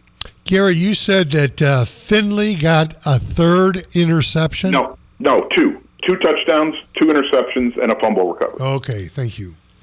Yeah, he's Johnny Do Everything this week. It's really impressive. He is going to be in the running on the short list for the Chuck DeMoss Player of the Week. There's a couple other candidates from some other games, but he's going to be right up there. Well, and because this game is still just 21-0, he's going to be playing, so he's got a chance to do a little more here in the fourth quarter. Again, still a little surprised at the score here, that Munster has been able to hang defensively here with Andrean, but again, we'll see what happens, but Finley, it's his world, man. We're just living in it. He is a much more accomplished football player than I ever was. He can do it all. Well, if I stood you next to Finley here, there is not much the two of you have in common. Is that right? So he's handsome and athletic and I'm not even getting into that. I'm just talking that you could eat him for lunch. Well, fair enough. I mean, hey, I am a large individual, but it's just impressive to see that he's really taking care of business tonight. It's one of the cool things, when with smaller schools, and you do see it at the bigger schools, but the smaller schools where guys play both ways, this guy's out there almost every play, and he is accomplished on both sides of the ball, and really making a name for himself tonight. Not that he wasn't known, but just very impressive. We'll see what else he might be able to do here in the last 11 minutes and change here in this game. So you're saying he definitely participated in off-season conditioning, that he can play at a high level. There is no doubt. He is a zero body fat guy. For him. And I think among the three of us, we would have to say he is a zero body fat guy. All right, fair enough. I appreciate that. So, all right. Actually, if you'll hang on, Finley just got the punt. He is touchdown. Oh, my goodness. What a run up the middle with a spin move inside the 10. Oh, my goodness. Holy cow. This is quite a performance by Mr. Finley tonight. This is all world performance. So let's see. He's got 2 receiving touchdowns. He's got 2 interceptions, and a punt return for a fumble recovery, and a punt return for touchdown. I believe that's bingo. I think he's hit for the cycle here, folks. Just to paint this, he started on the near sideline hash, came cutting across the far side hash, and then as he got inside the 10, he made a beautiful spin move back to the middle, and the party was on. Incredible. What a run by Finley. Extra point here. I think we're seeing it live on the replay here, and we're watching it. Oh, he did a nice spin move, and he cuts it back, and he takes it right into the house. Beautiful. Yes, absolutely. Like I said, he is having a night. So we are now, extra point was good. We are at 28-0, Andrean with 11 minutes even left of you, which you can probably see on the camera there. Yes, 11 minutes even in this ball game. All right, thank you, Gary. We appreciate the update. Give us a call as this game continues on. Don't try to be nice to me now. All right. All right. Thanks, Gary. We'll go from Gary Graben to our game of the week. We've got an update from Russell Broadhacker with Valparaiso at Michigan City. Russell, what's going on? Hey, guys. So Valpo currently has the ball on their own 12-yard line, but the score is 20-6. Valpo leading the Wolves. That last score came, and I misspoke earlier on in the game. Wilcox is kicking the extra points and field goals tonight for Valpo. Wilcox. And he sunk a 37-yard field goal to make it 20-6. So the Valpo special teams, their kicker Wilcox is getting the job done tonight. It seems though that they're settling for field goals. Is Michigan City's defense holding strong? They really do. Valpo's able to get their first downs in the middle of the field, but once they start getting into the red zone, whatever Michigan City is doing for their tough defense right there is holding up and holding strong. So they're able to really hold them there on that third down stops, and then Wilcox is able to drain it on their fourth down. So special teams are coming in clutch for Valpo. I think that's 6 points on the board for them, plus extra points. So great to see them still keeping the game alive. But I mean, Michigan City is giving them a fight for their money. Offensively, Guy has been running really well. He ran the ball out at the 49-yard line. But Valpo's cornerbacks are really locking it down. Tyrese Morris and Tice Morris, number 15 and 17 for Valpo, are just really making it difficult for Hart to make those long-distance passes. He's still tempting them, but they're getting broken up for the most part. Just some lockdown defense out on the corners. Center of the field with the linebackers and DBs, they're holding well for Valpo.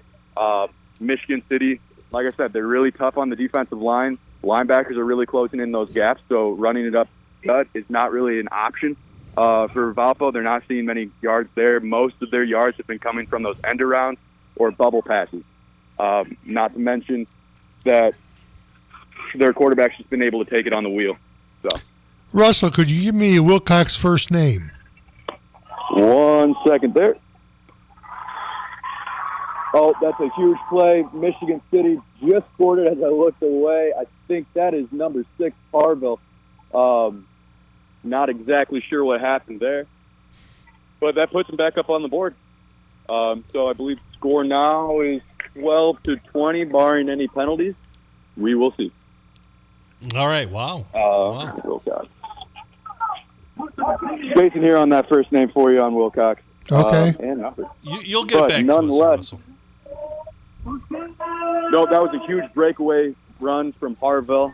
It has now put them onto the 20. Okay, so he was out of bounds. So they are facing a 1st and 10, 20-yard line. Hart under center, rolls to the outside. I've seen them do this all night, but there's pressure chasing them down. Valpo's defensive line is able to break back there, pulls them out to the side of the numbers. Should be a 2nd and 10. So I've seen a lot of that where Hart's just scrambling, looking for his receivers downfield, and Valpo's just been able to apply that pressure. All right, Russell, one more time. What is that scoring time update? It is 20-6 with 3 minutes, 40 seconds left to go of the fourth quarter. All right, sounds like we've got someone in the red zone for you, so give us a call back as this game keeps going. Sounds good. All right, thank you much. That was Russell Broadhacker with an update from our game of the week, Valparaiso at Michigan City. We do have full phone lines here, so we're going to move on to Steve Schmidt with an update from Kankakee Valley and Hobart, our beef of the week. Steve, what's going on? Hey, guys, fourth quarter here. KV started getting some offensive momentum. Marco Castro, 10-yard touchdown run. The ensuing drive while I was on hold with you guys here, Max Pickett for the Brickets having a big game, 65-yard touchdown run. Oh, wow. We're currently 34-17. Hobart with 9 minutes to go in the fourth quarter. So, Steve, it looks like Kankakee Valley, punched back here, but then Hobart countered that. Yeah, it feels like one of those classic 1 step forward, 2 steps back. It was just a big gut punch, run right off the right tackle, just down the seam. It was just, I don't even know if Pickett got touched, honestly, as soon as he broke the line of scrimmage, because he was gone. So, Kankakee Valley has the ball now again, right? Yes, they have a first down play coming up here. So, is it, where's the ball at? They are on their own 19-yard line right now. Okay, so they're just starting here this drive. Correct, yeah. So, Steve, what does KV need to do to kind of halt this momentum and snare the lead here, or snare the momentum going forward? They have to get a big play right here, because if they don't, Hobart gets the ball back, they're just going to bleed the clock out for the remainder of this game. So KV needs to get a big chunk play here, try to force a couple turnovers on defense to get back into this ball game. But right now we're at a 3-score game, but 9 minutes to go. It's going to be difficult. What's the score right now? It's 34-17 Hobart. 17. Okay. All right, Steve. We got a full phone line, so we're going to let you go. Feel free to give us a call back as soon as some more action happens. Will do. And if the score holds, I'll give you guys a call back at the end with Coach Stryber of Hobart. Sounds good. Thank you, Steve. We appreciate it. That was Steve Schmidt with an update from our Beef of the Week, Kankakee Valley at Hobart. All right, we have a final here from Mireille Fernandez in the Crown Point Lake Central game. Mireille, what's going on? So the game just finished after a full second half of a running clock. The Crown Point JV offense and defense were unable to score any points, but Lake Century went down on the first drive. They left out their JV team and started their starting varsity. They went down and scored on the first drive, and that's all they could get with the running clock at the final score of 42-14. So, Mireille, it was all Crown Point, at least through the first half, to create that, running clock. But how did the JV team fare against Lake Central's, varsity team? So it was a little bit underwhelming. I thought they were going to get some yards. There was a pick that went almost for a pick six, and it was about they tackled them about inside the 10-yard line there. But, a little bit underwhelming. But then again, they are against some varsity guys who have been playing all game, so they are warmed up and everything. So, just a little bit underwhelming, but some good plays here and there. All right, Mireille, one more time. What is that score, final? 42-14 is the final between Crown Point and Lake Central. Thank you, Mireille. You did an excellent job today. Looking forward to working with you more as this season goes on. Thank you, guys. I am too. All right, thank you much. That's Mireille Fernandez with the very lopsided Crown Point versus Lake Central final score. So, Wayne, we've got some games are kind of, expanding here with the point differential, but we have had a lot of excitement so far. What are some of the things that has really caught your attention? Well, I'll tell you, the idea that, Valpo and Michigan City was kind of close. Certainly the points put up by Hanover Central against Lowell, that is amazing. But when you talk about you have a outstanding quarterback in Bonner, you've got a outstanding running back in Verrett, and now you've got, Bartomeo as a receiver. He had 3 touchdowns. That's a trifecta right there. It's incredible. Three-headed monster is one way of putting that, the Hydra of football. And anytime you have all of these weapons, as Kevin alluded to during his last update, is, hey, our defense may have some holes. Now, in fairness, we haven't seen many holes from Hanover Central's defense. But the bottom line is they have a good defense and an excellent and elite offense. A very dangerous team down there in Cedar Lake. Yeah. And one that Coach Parker has really done a great job with. Absolutely. And it's been really interesting to me. We've seen Jimmy Finley here with Andrean just run the show. He Superman. is incredible. Superman. Absolutely. So yeah, definitely a performance that he's going to remember for probably the rest of his life. He could move on, play college football, and whatever his next steps are. But the bottom line is, when you are scoring 3 touchdowns, 2 of which on offense, 1 of which on special teams, you're also getting 2 interceptions and a fumble recovery. And oh, by the way, that game's not even over yet, and he plays both sides of the ball. It's a really special night for that young man. Boy, it really is. And, for our player of the week next week, I mean, you've got on one side the trifecta that's scoring like crazy, and then on the other side, you've got Superman. How do you separate those? Yeah, absolutely. It's going to be really tough on us. I think our listeners and viewers should feel sorry for Wayne and I to come up with this decision, because it's going to be tough. It really is. It really is. No, but that Andrean, it's good to see them. Really impressive in their, both offensively and defensively. They did start slowly, but sometimes you start slow in a game. That's the game of football. Munster is a struggling program, but you know what? They're still playing hard. So they wanted to come out and make a statement here, and they were very close and played close for a quarter, a quarter and a half, and then Andrean did what Andrean does. But it's definitely an impressive last 3 quarters for Andrean for sure. Boy, that's right. And, it's a situation where, like you said, they started slowly, but they played the best teams in the area. Exactly. So, I mean, you got to give them credit for bouncing back here and not just, going off and off the deep end. Oh, and they're really well coached. Yes. Yes. They're Skinner's excellent. And another game that was interesting to me is how Portage hung tight with Maryville for much of this game, and I'm not entirely sure what the score is at this point. I think it's still 20-6. 20-6 still. So we're talking a 2-score game. It's not, at least at this point, the last update we've had. That doesn't mean that this game is over and something could have happened in the meantime. But Portage kept this game really close. The game got chippy, though. You never like to see those personal foul calls, those unsportsmanlike conducts, those types of things. When you're playing the game of football, it's about aggression, but it's controlled aggression, right? Going haywire, doing something to hurt your team. After that whistle's over, you need to turn that aggression off until the ball snapped the next play. Right. You can't be hitting after the play. You can't be jawing. You can't be taunting. That sort of thing ruins the game. And I'm not saying that's what happened here, but I am saying there was 4 unsportsmanlike conduct penalties at one point, 2 on each team. On both sides. Tempers flare.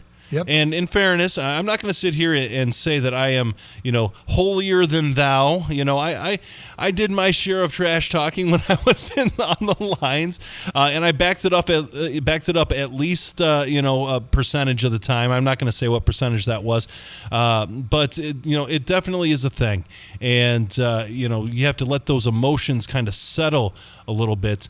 And speaking of Dr. Reed, we do have an update from Dr. Reed Amons on line 1 with an update from our Maryville and Portage game. Dr. Reed, what's going on?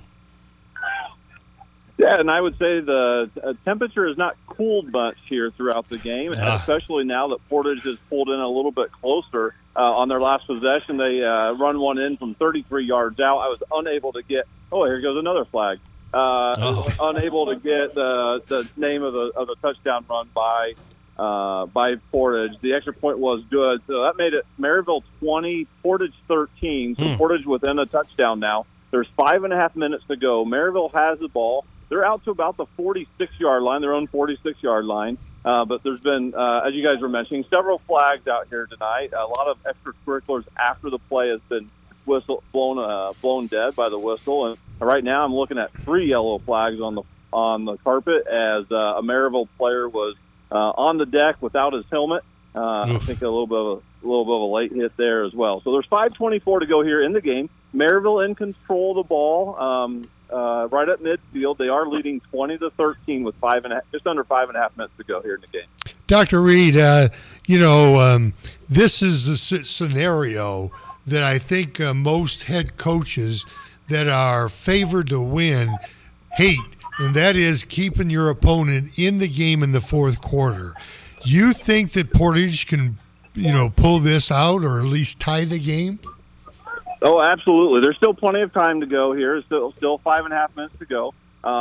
Looks like we have maybe holding on Maryville and personal foul, unsportsmanlike against Portage. So this actually happened on the last possession for Portage. We had the exact opposite, holding on Portage and unsportsmanlike after the play on Maryville, which resulted in a net plus 5 yards for the offense. Wow. So that's what's going to end up happening here. Because it's an after the play foul, they do mark off the 10 yards for the holding and then add the 15 for the unsportsmanlike. Yeah, absolutely, Wayne. Portage certainly has an opportunity here. They're just down a touchdown. They've been able to move the ball on Maryville throughout the night, in different spurts. They've been able to connect on some nice runs, especially. The quarterback has rolled outside of the pocket and connected on a couple short passes as well, keeping the Maryville defense on their heels a little bit. But Maryville has the ball here that, they really have an opportunity if they can move the ball forward here and get a score and make this a 2-score game with certainly under 5 minutes to go at that time. That would make it a challenge for Portage. But Maryville leads 20-13. There's 5:24 to go here in the fourth quarter. Maryville has the ball. It looks like it's going to be a 1st and 5, I believe, as they face after a couple penalties here. All right, thank you, Dr. Reed. This one could go down to the wire. Keep us in the loop. Yep, I'll call you back here in a little bit, guys. Sounds good, Dr. Reed. Thank you much. We've got full phone lines here. We're going to move on to Kevin Driscoll with an update from Hanover and Lowell. Kevin, what's going on? We have gone final. Hanover Central defeats Lowell tonight, 48-36. 48-21 at the new Inferno in Lowell. It was the three-headed offensive monster of Tommy Bonner, Caden Verrett, and Rocco Bartolomeo for the Wildcats. Tommy Bonner tosses a school record 6 touchdown passes. He was 18 of 23 for 296 yards in the 6th touchdown. 3 of them went to Rocco Bartolomeo, who had 7 catches for 181 yards. Caden Verrett pulled in just three catches all night. All 3 of them went for scores. Wow. He also added 175 yards on the ground and a 72-yard touchdown run. Hanover outgains Lowell 503 to 306. So the Red Devils did manage to find some offense, but just could not play keep up. Brody Kolodzinski, Lowell quarterback, throws 2 touchdown passes to Zach Sharnke, but it was not enough. Here's the final: 48-21. Hanover Central improves to 3-1. The Red Devils drop to 1-3 on the season. Wildcats heading to Kankakee Valley next Friday.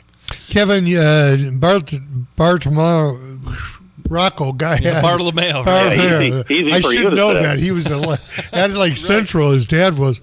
How many touchdowns did he have? Rocco Bartolomeo, 3 touchdown catches tonight.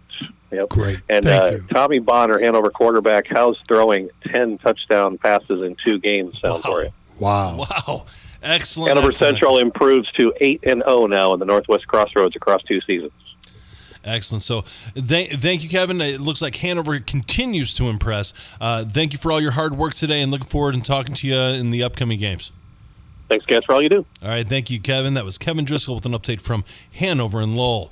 We'll move on to Gary Graven with an update from Munster and Andran. Gary, what's up? Well, I don't know where this one fits on the Jimmy Finley bingo card. Oh. At the Munster 32-yard line, the drop back and throw into triple coverage, and Finley comes down with the ball in the end zone. But there's a flag on the play. Oh. And it came back. So his 3rd receiving touchdown came off the board. Andran was stopped on a 4th down play. Munster has the ball, and we are now at 3:35 to go. So I doubt we'll see Mr. Finley anymore. We haven't talked much. You know, he's actually going to Northern Illinois next year as a defensive back or quarterback.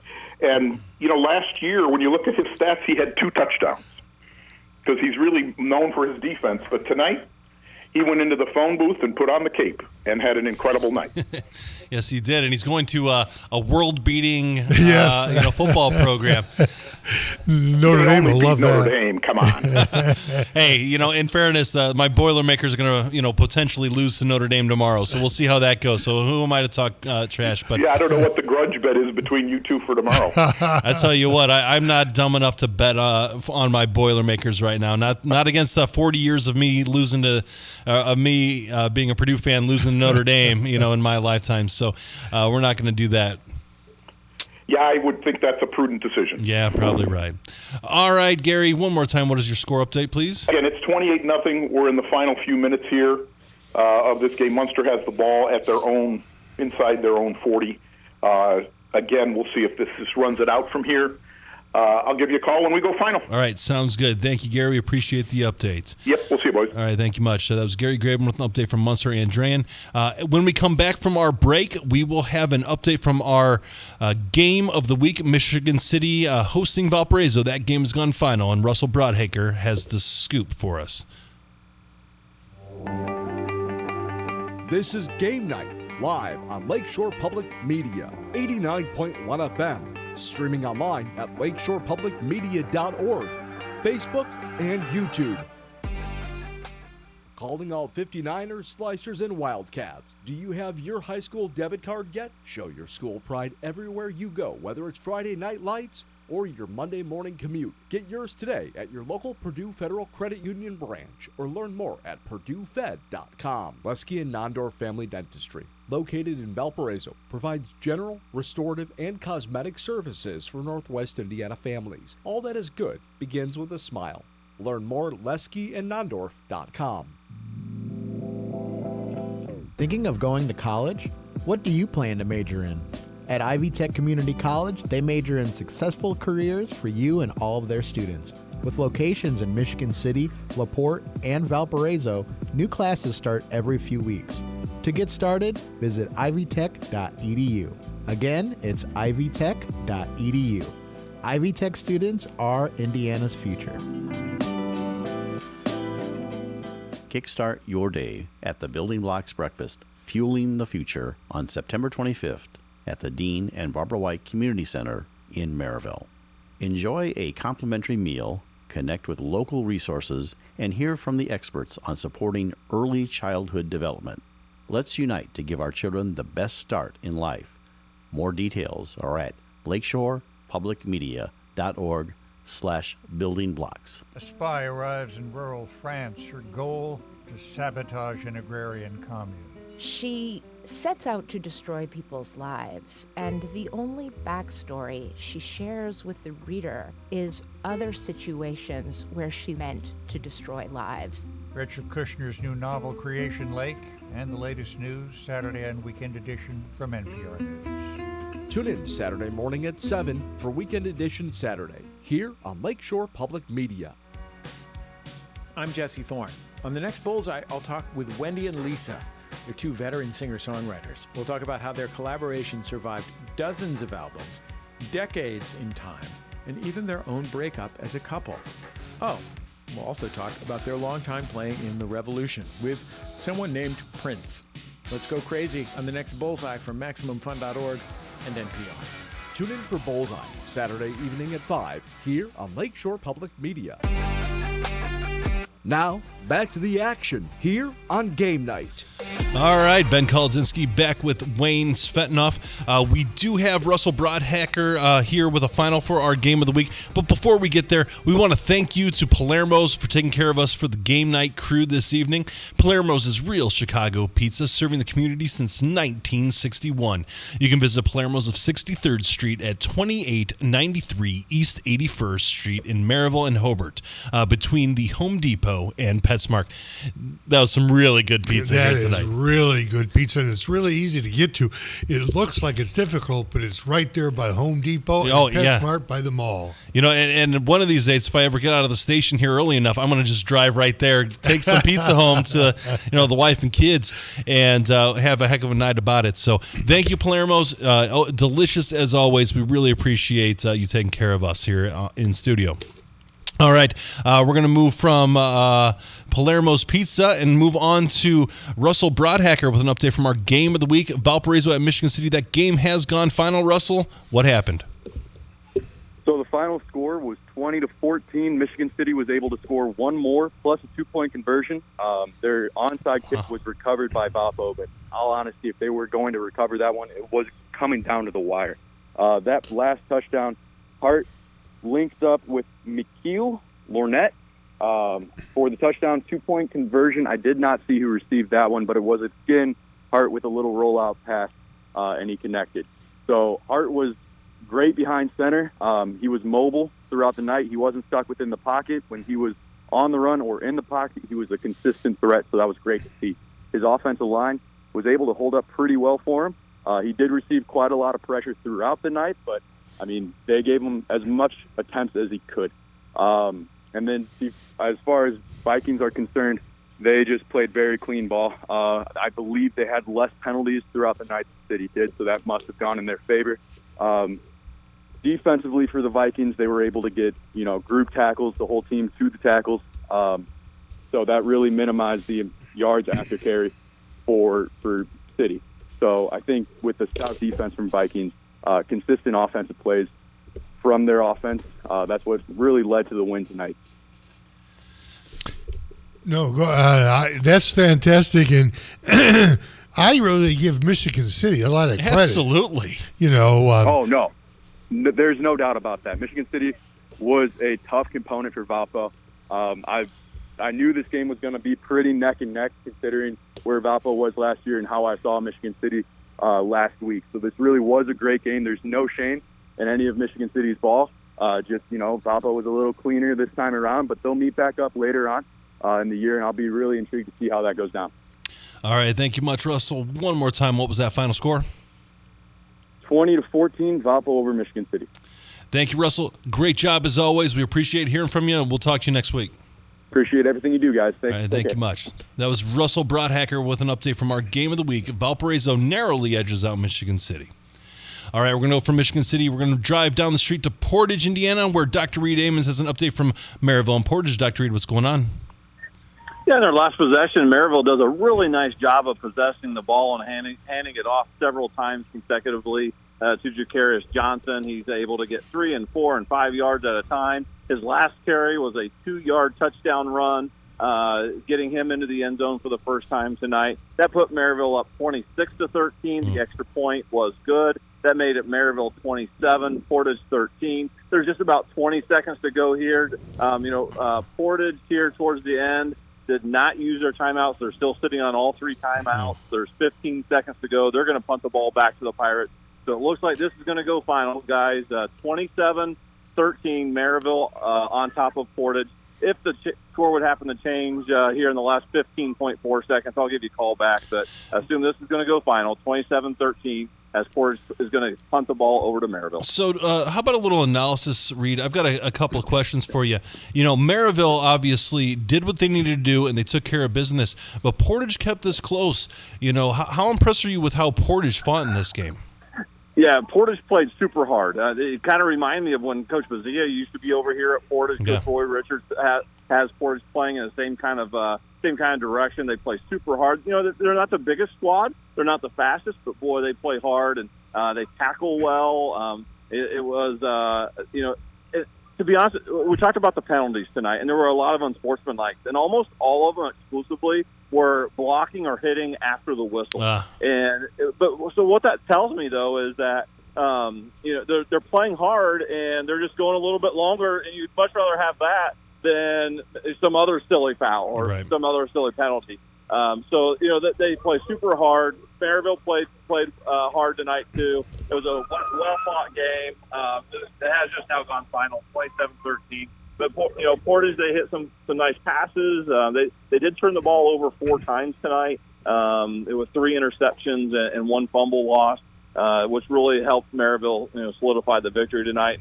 And I'm sure Coach Richards with his squad is going to say, boys, absent those 3 turnovers, we're right there and probably come away victorious tonight.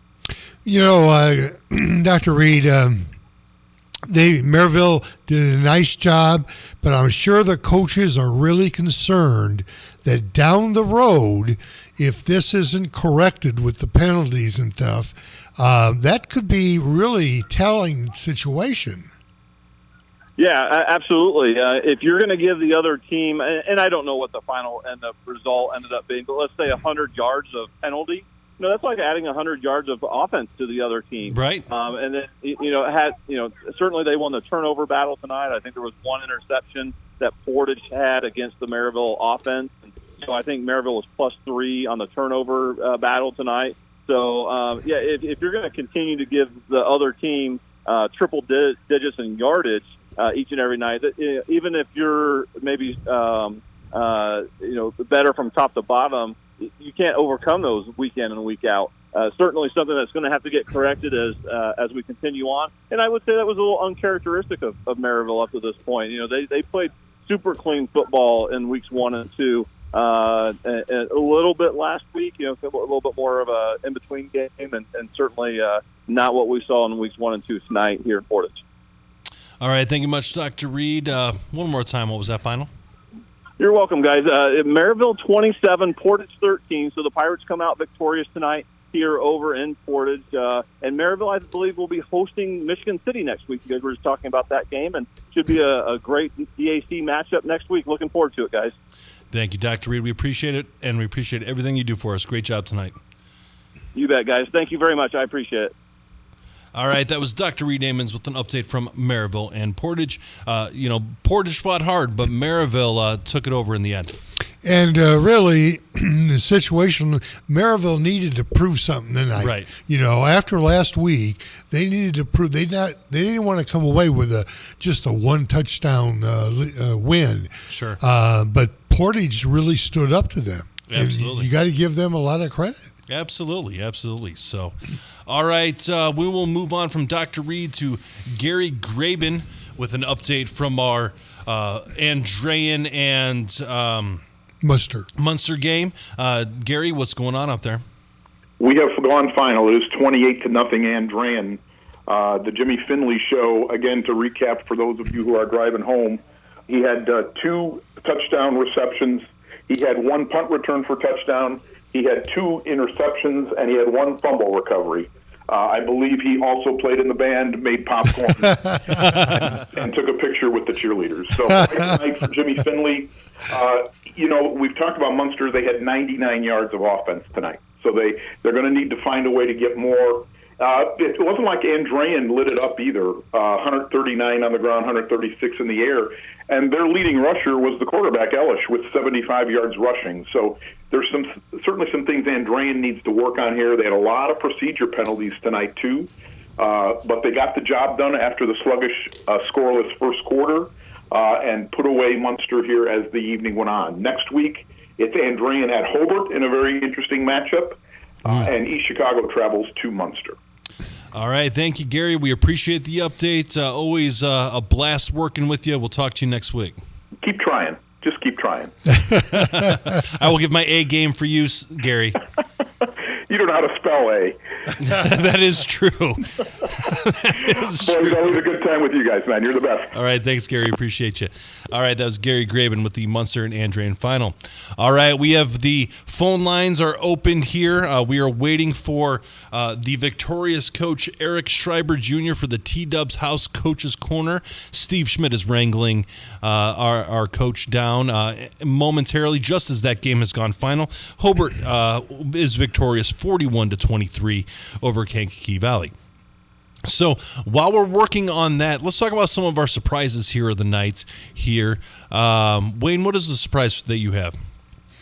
Well, there were not real upset surprises. Oh, hold on. I'm going to have to interrupt you. Sure. I just got a message. It says coach is ready. Good. Let's go ahead and take Steve Schmidt on line 2, who's got Eric Schreiber Jr. Ready for us.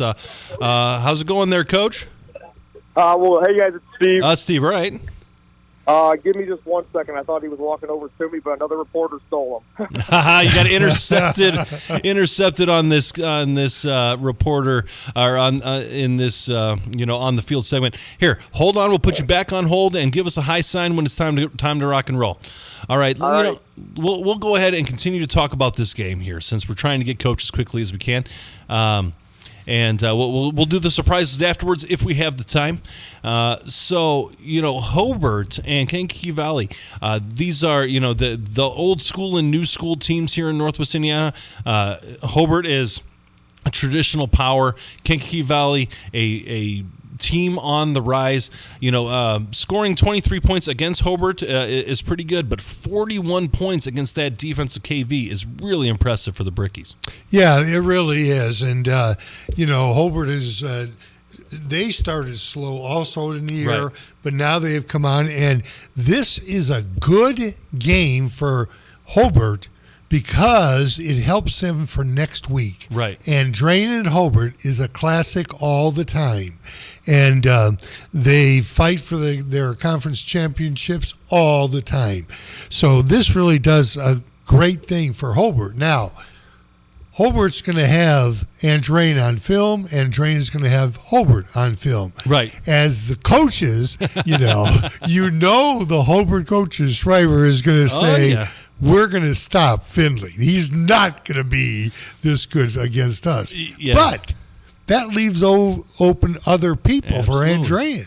This is going to be an outstanding game. Football is a chess match, right? You can't overcommit to one player because if Hanover Central is any team to rely upon, they have 3 players on offense alone that can scorch you. This Jimmy Finley, an excellent performance, and I'm going to have to urge you into him being our player of the week, the Chuck DeMoss player of the week, but we'll see. It's very impressive what they're doing, so that is going to be a fun matchup next week. I can't wait. Anytime Andrean and Hobart playing, that's a fun Friday night. That is a real good game, so that could be our game of the week next week. It very well could be. I think you and I can use our political sway and try to get that to be our game of the week next week. So while we're at it, we're going to try to maybe slide in some of our surprises of the week. So, before we get interrupted again with the coach going, what's up, Coach Svetanoff? I think we haven't talked about Chesterton. There we go. Yeah, let's go Chesterton, last week, honestly laid an egg offensively. Right. Yeah. But that's for Michigan City because they played such good defense. Great defense. So you can't take anything away from that. But tonight they beat LaPorte, and I think the final there was 21-0. And go ahead. I think we do have our coach this time. Okay. We're going to take it off to Steve Schmidt, who has Coach Eric Schreiber Jr. Available to him. Coach, how are you doing today? Hey, guys, here is Coach Schreiber over. Hello. Hey. Hi, Coach. Hey, Coach. Ben Kolodzinski here. Congratulations for this hard-fought victory over Kankakee Valley. Thank you, man. I appreciate it. Coach, this is a very good game for your team, not only because KV has been really ascending, this season. They have a very good squad this year, but it also sets you up for a real good game next week against Andrean. What do you think the difference tonight against KV was? I think it comes down to, we got a lot of young guys playing. I think we're starting 8 sophomores, and those guys are finding their way. A couple of them are going both ways, and, I think as the season progresses here, we take it 1 week at a time. We talk about that quite a bit, and that's something that our guys are starting to figure out, that, hey, as you get more experience, as you get more reps, the game starts to slow down a bit, and they're gaining some confidence. They're we saw it in the off season in the weight room. We saw it in the spring and the summer, and getting them out here on Friday night under the lights and having them believe in their efforts, believe in the work that they put in. It's coming to fruition. But no, yeah, we got a big test next week. Andrean's also young. They got 4 freshmen starting. I think 4 sophomores.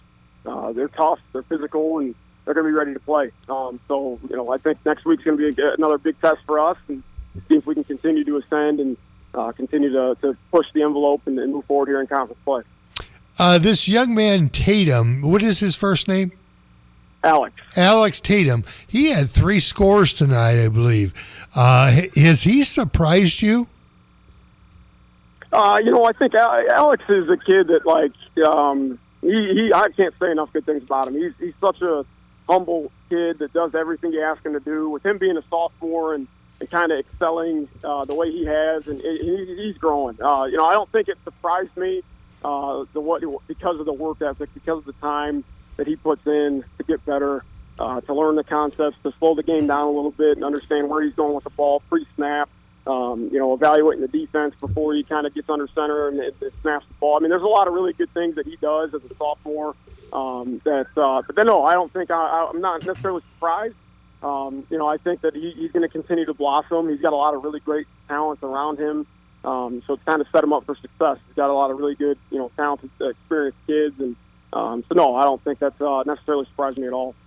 So, Coach, you've mentioned that you have some really good talent on your team. You also mentioned that you were starting 8 sophomores on your team. That is a very difficult scenario in the Northwest Crossroads, but you're starting to see momentum come your way. What does that mean for success going forward? I think it just builds confidence in our kids. I think that, in terms of momentum and continuing to trust the process and believe in everything that we're doing. I think I told guys at the beginning of the season, we have a good mix of experienced guys. We have a good mix of inexperienced guys that are also talented. And I think that mix is starting to kind of come together in a lot of really big ways for us. And I think that as we progress here, next week again being a tough test. I think over the last 6 years, we're 2-4 against Andrean. So we're really looking forward to that competition from Friday night, and we're expecting their best, and we're definitely going to bring our best. Coach, you seem to have your, we talk about offenses and stuff like that, and sometimes we don't give credit to other people. Your offensive line must have really come along for you to score 34 points against a pretty darn good KV team. Yeah. Actually, we scored, I think, 41 tonight. 41. They're coming along, man. And the thing with those guys is that we have a few of them. Two of them that never played offensive line before. Oh wow! And two other guys that were playing guard that we now moved them out to tackle, and so it's been an adjustment for those guys, but they're coming along really well. They've really bought into the position groups and why we're putting them where we are. And it's coming along real well, and we're real proud of those guys for stepping up tonight. KV is a tough team. They gave us a run for our money last season, and we knew they were going to get out here and be ready to fight with Coach Kennedy over there on the other sideline. I know we expected a tough game, and we did, and they fought, and we got the best of them. Well, Coach, being a former lineman myself, I love the fact that you're giving the big fat and sweaties a little bit of love out there. So I just want to say congratulations on the victory, and anything you want to add before we let you go celebrate with your team. No, I don't. I appreciate you guys, and I appreciate you taking the time and covering our game, man. Thank you so much. All right, thank you very much, Coach. Congratulations. That is Coach Eric Schreiber Jr. With the victorious Knights with the Hobart Brickies, 41, Kankakee Valley, 23. That was our T-Dubs Coach's Corner. Tommy Williams, Coach's Corner, T-Dubs House. Well, folks, we are down to our last few minutes here. We've got about 7 minutes left in the show. We're finally going to go to the much-teased surprises of the night. Okay, how about that, Wayne? Let's go for a surprise tonight. What is your surprise of the night?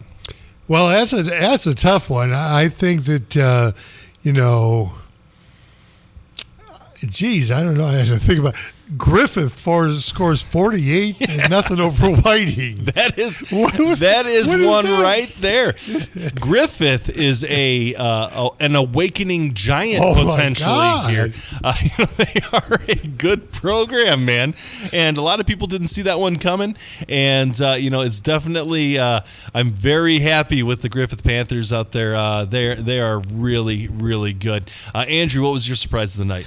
I got to roll with Munster's defense showing up. I mean, I expected that game to be similar to the Griffith-Whiting game score-wise, but definitely got to give a shout-out to that Mustang defense. And look at their upcoming schedule. They, have a good chance of winning next week against East Chicago Central. And then in 2 weeks, they play at Highland for the Battle of the Bridge. So hopefully they could finish with at least 2 wins on the season. There you go. We'll see. That's right. You want to see the continuous improvement over time. And my question to you is, do they still actually paint the bridge, Andrew? Do you know that? The Munster cops only allow it to happen if Highland wins, it seems. Unfortunately, when Munster wins, at least when I was in high school, I used to actually roll by to see if we could get out and paint it, but there would always be a cop sitting there. So whenever Munster won, we were never allowed to do it. All right. We're gonna have to do an investigation as to what we got going on here. So let's fact check that. Yeah, we're gonna get the independent fact checkers onto that, and we'll see what's going on. We'll go from here. My surprise of the night is actually very similar to Andrew's. I knew that Portage had improved year over year. I didn't realize how much they have improved. And Coach Roy Richards, friend of the show, an excellent motivator and an excellent coach here in Northwest Indiana, he had those Portage Indians right there with Maryville. Maryville is a premier team in 5A. They are top 5 in 5A. I'm not sure the exact ranking. I think they might even be number 1 in 5A. I think that after the loss to Crump. Yeah, that's kind of tough. But then again, they're losing to the number 1 team in 6A. Yes. But anyways, they are an elite team in 5A. For them to hang tight, and it wasn't a loss, and it wasn't a multi-score loss, but it was tight throughout the entire game. Yes, it was. That really impressed me. That was my surprise of the night. All right, folks, we just have a couple minutes here. We're going to go through our scores and go through our scoreboard graphics. Let's bring them up here real quick. And I'll go over the first slide here. We've got Lake Central falling to Crown Point 42-14. We have Chesterton over LaPorte 28-7, and we have Maryville over Portage 27-13. And Valpo wins at Michigan City 20-14. Hanover Central wrecks the new field for Lowell of the celebration there 48-21, and Hobart 41, Kankakee Valley 23. And we just got done talking with Eric Schreiber Jr. at T-Dub's house, Tommy Williams, Coach's Corner. So we're going to go here to the next page. We've got Andrean 28, Munster 0. Gary Graben had great coverage for that game all night for us. We've got Griffith 55, and Whiting 0. Griffith, an awakening monster here in Northwest Indiana. Saturday, we have the Bowman and East Chicago game. Triton put it on South Central 48-12. Byron Center, I think that's in Michigan, beat Morton 54-28. Wow. And Boone Grove, Tommy, you hear me? Boone Grove won 50-14. Boone Grove laying the wood here, All right, that's great. So for this lineup, we've got Wheeler over Bishop Knoll 44-13. We've got Calumet over Highland 26-14, and we've got Knox over Tippecanoe Valley 26-3. And we've got River Forest putting it on Westside. Westside, that first loss of the season for them, 35-0. In the last count, I think Aiden Silvers had like 3 touchdowns or something like that. And then this is a big one too. We don't know much about North Miami, but I know that they were undefeated until tonight. North Judson 46, North Miami I lost the scoreboard. We lost the score there. It kind of rotated here a little too quick for us. But with that in mind, we'll just go ahead. We'll say Winnemac 22, Culver 14, and West Lafayette 34, Rensselaer 7. We've had a bit of excitement this week. I think that's it for. We've got some more. Here you go, Wayne. Okay, Lake Station and Indy, Washington. We don't have a score there, but Hammond Central had won 35-0 over Shortridge. All right, so now I do believe that's the end of I think so. All right, so as we're winding down here, another wonderful night with beautiful weather here in Northwest Indiana. I'm just going to say some thank yous here to kind of say good night for the night. I want to say thank you to our correspondents, Mireille Fernandez, Russell Broadhacker, Dr. Reed Amons, Kevin Driscoll, Steve Schmidt, and Gary Graben. I want to thank our JED TV and WJOB listeners who have been with us throughout the night. I would like to thank Kyle Svetich. I would like to thank Andrew Johnson and thank Tom Maloney. My name is Ben Kolodzinski. This has been Wayne Svetanoff. We thank everybody, and God bless you. Have a great Friday night. This is Game Night, live on Lakeshore Public Media, 89.1 FM. Streaming online at lakeshorepublicmedia.org, Facebook, and YouTube.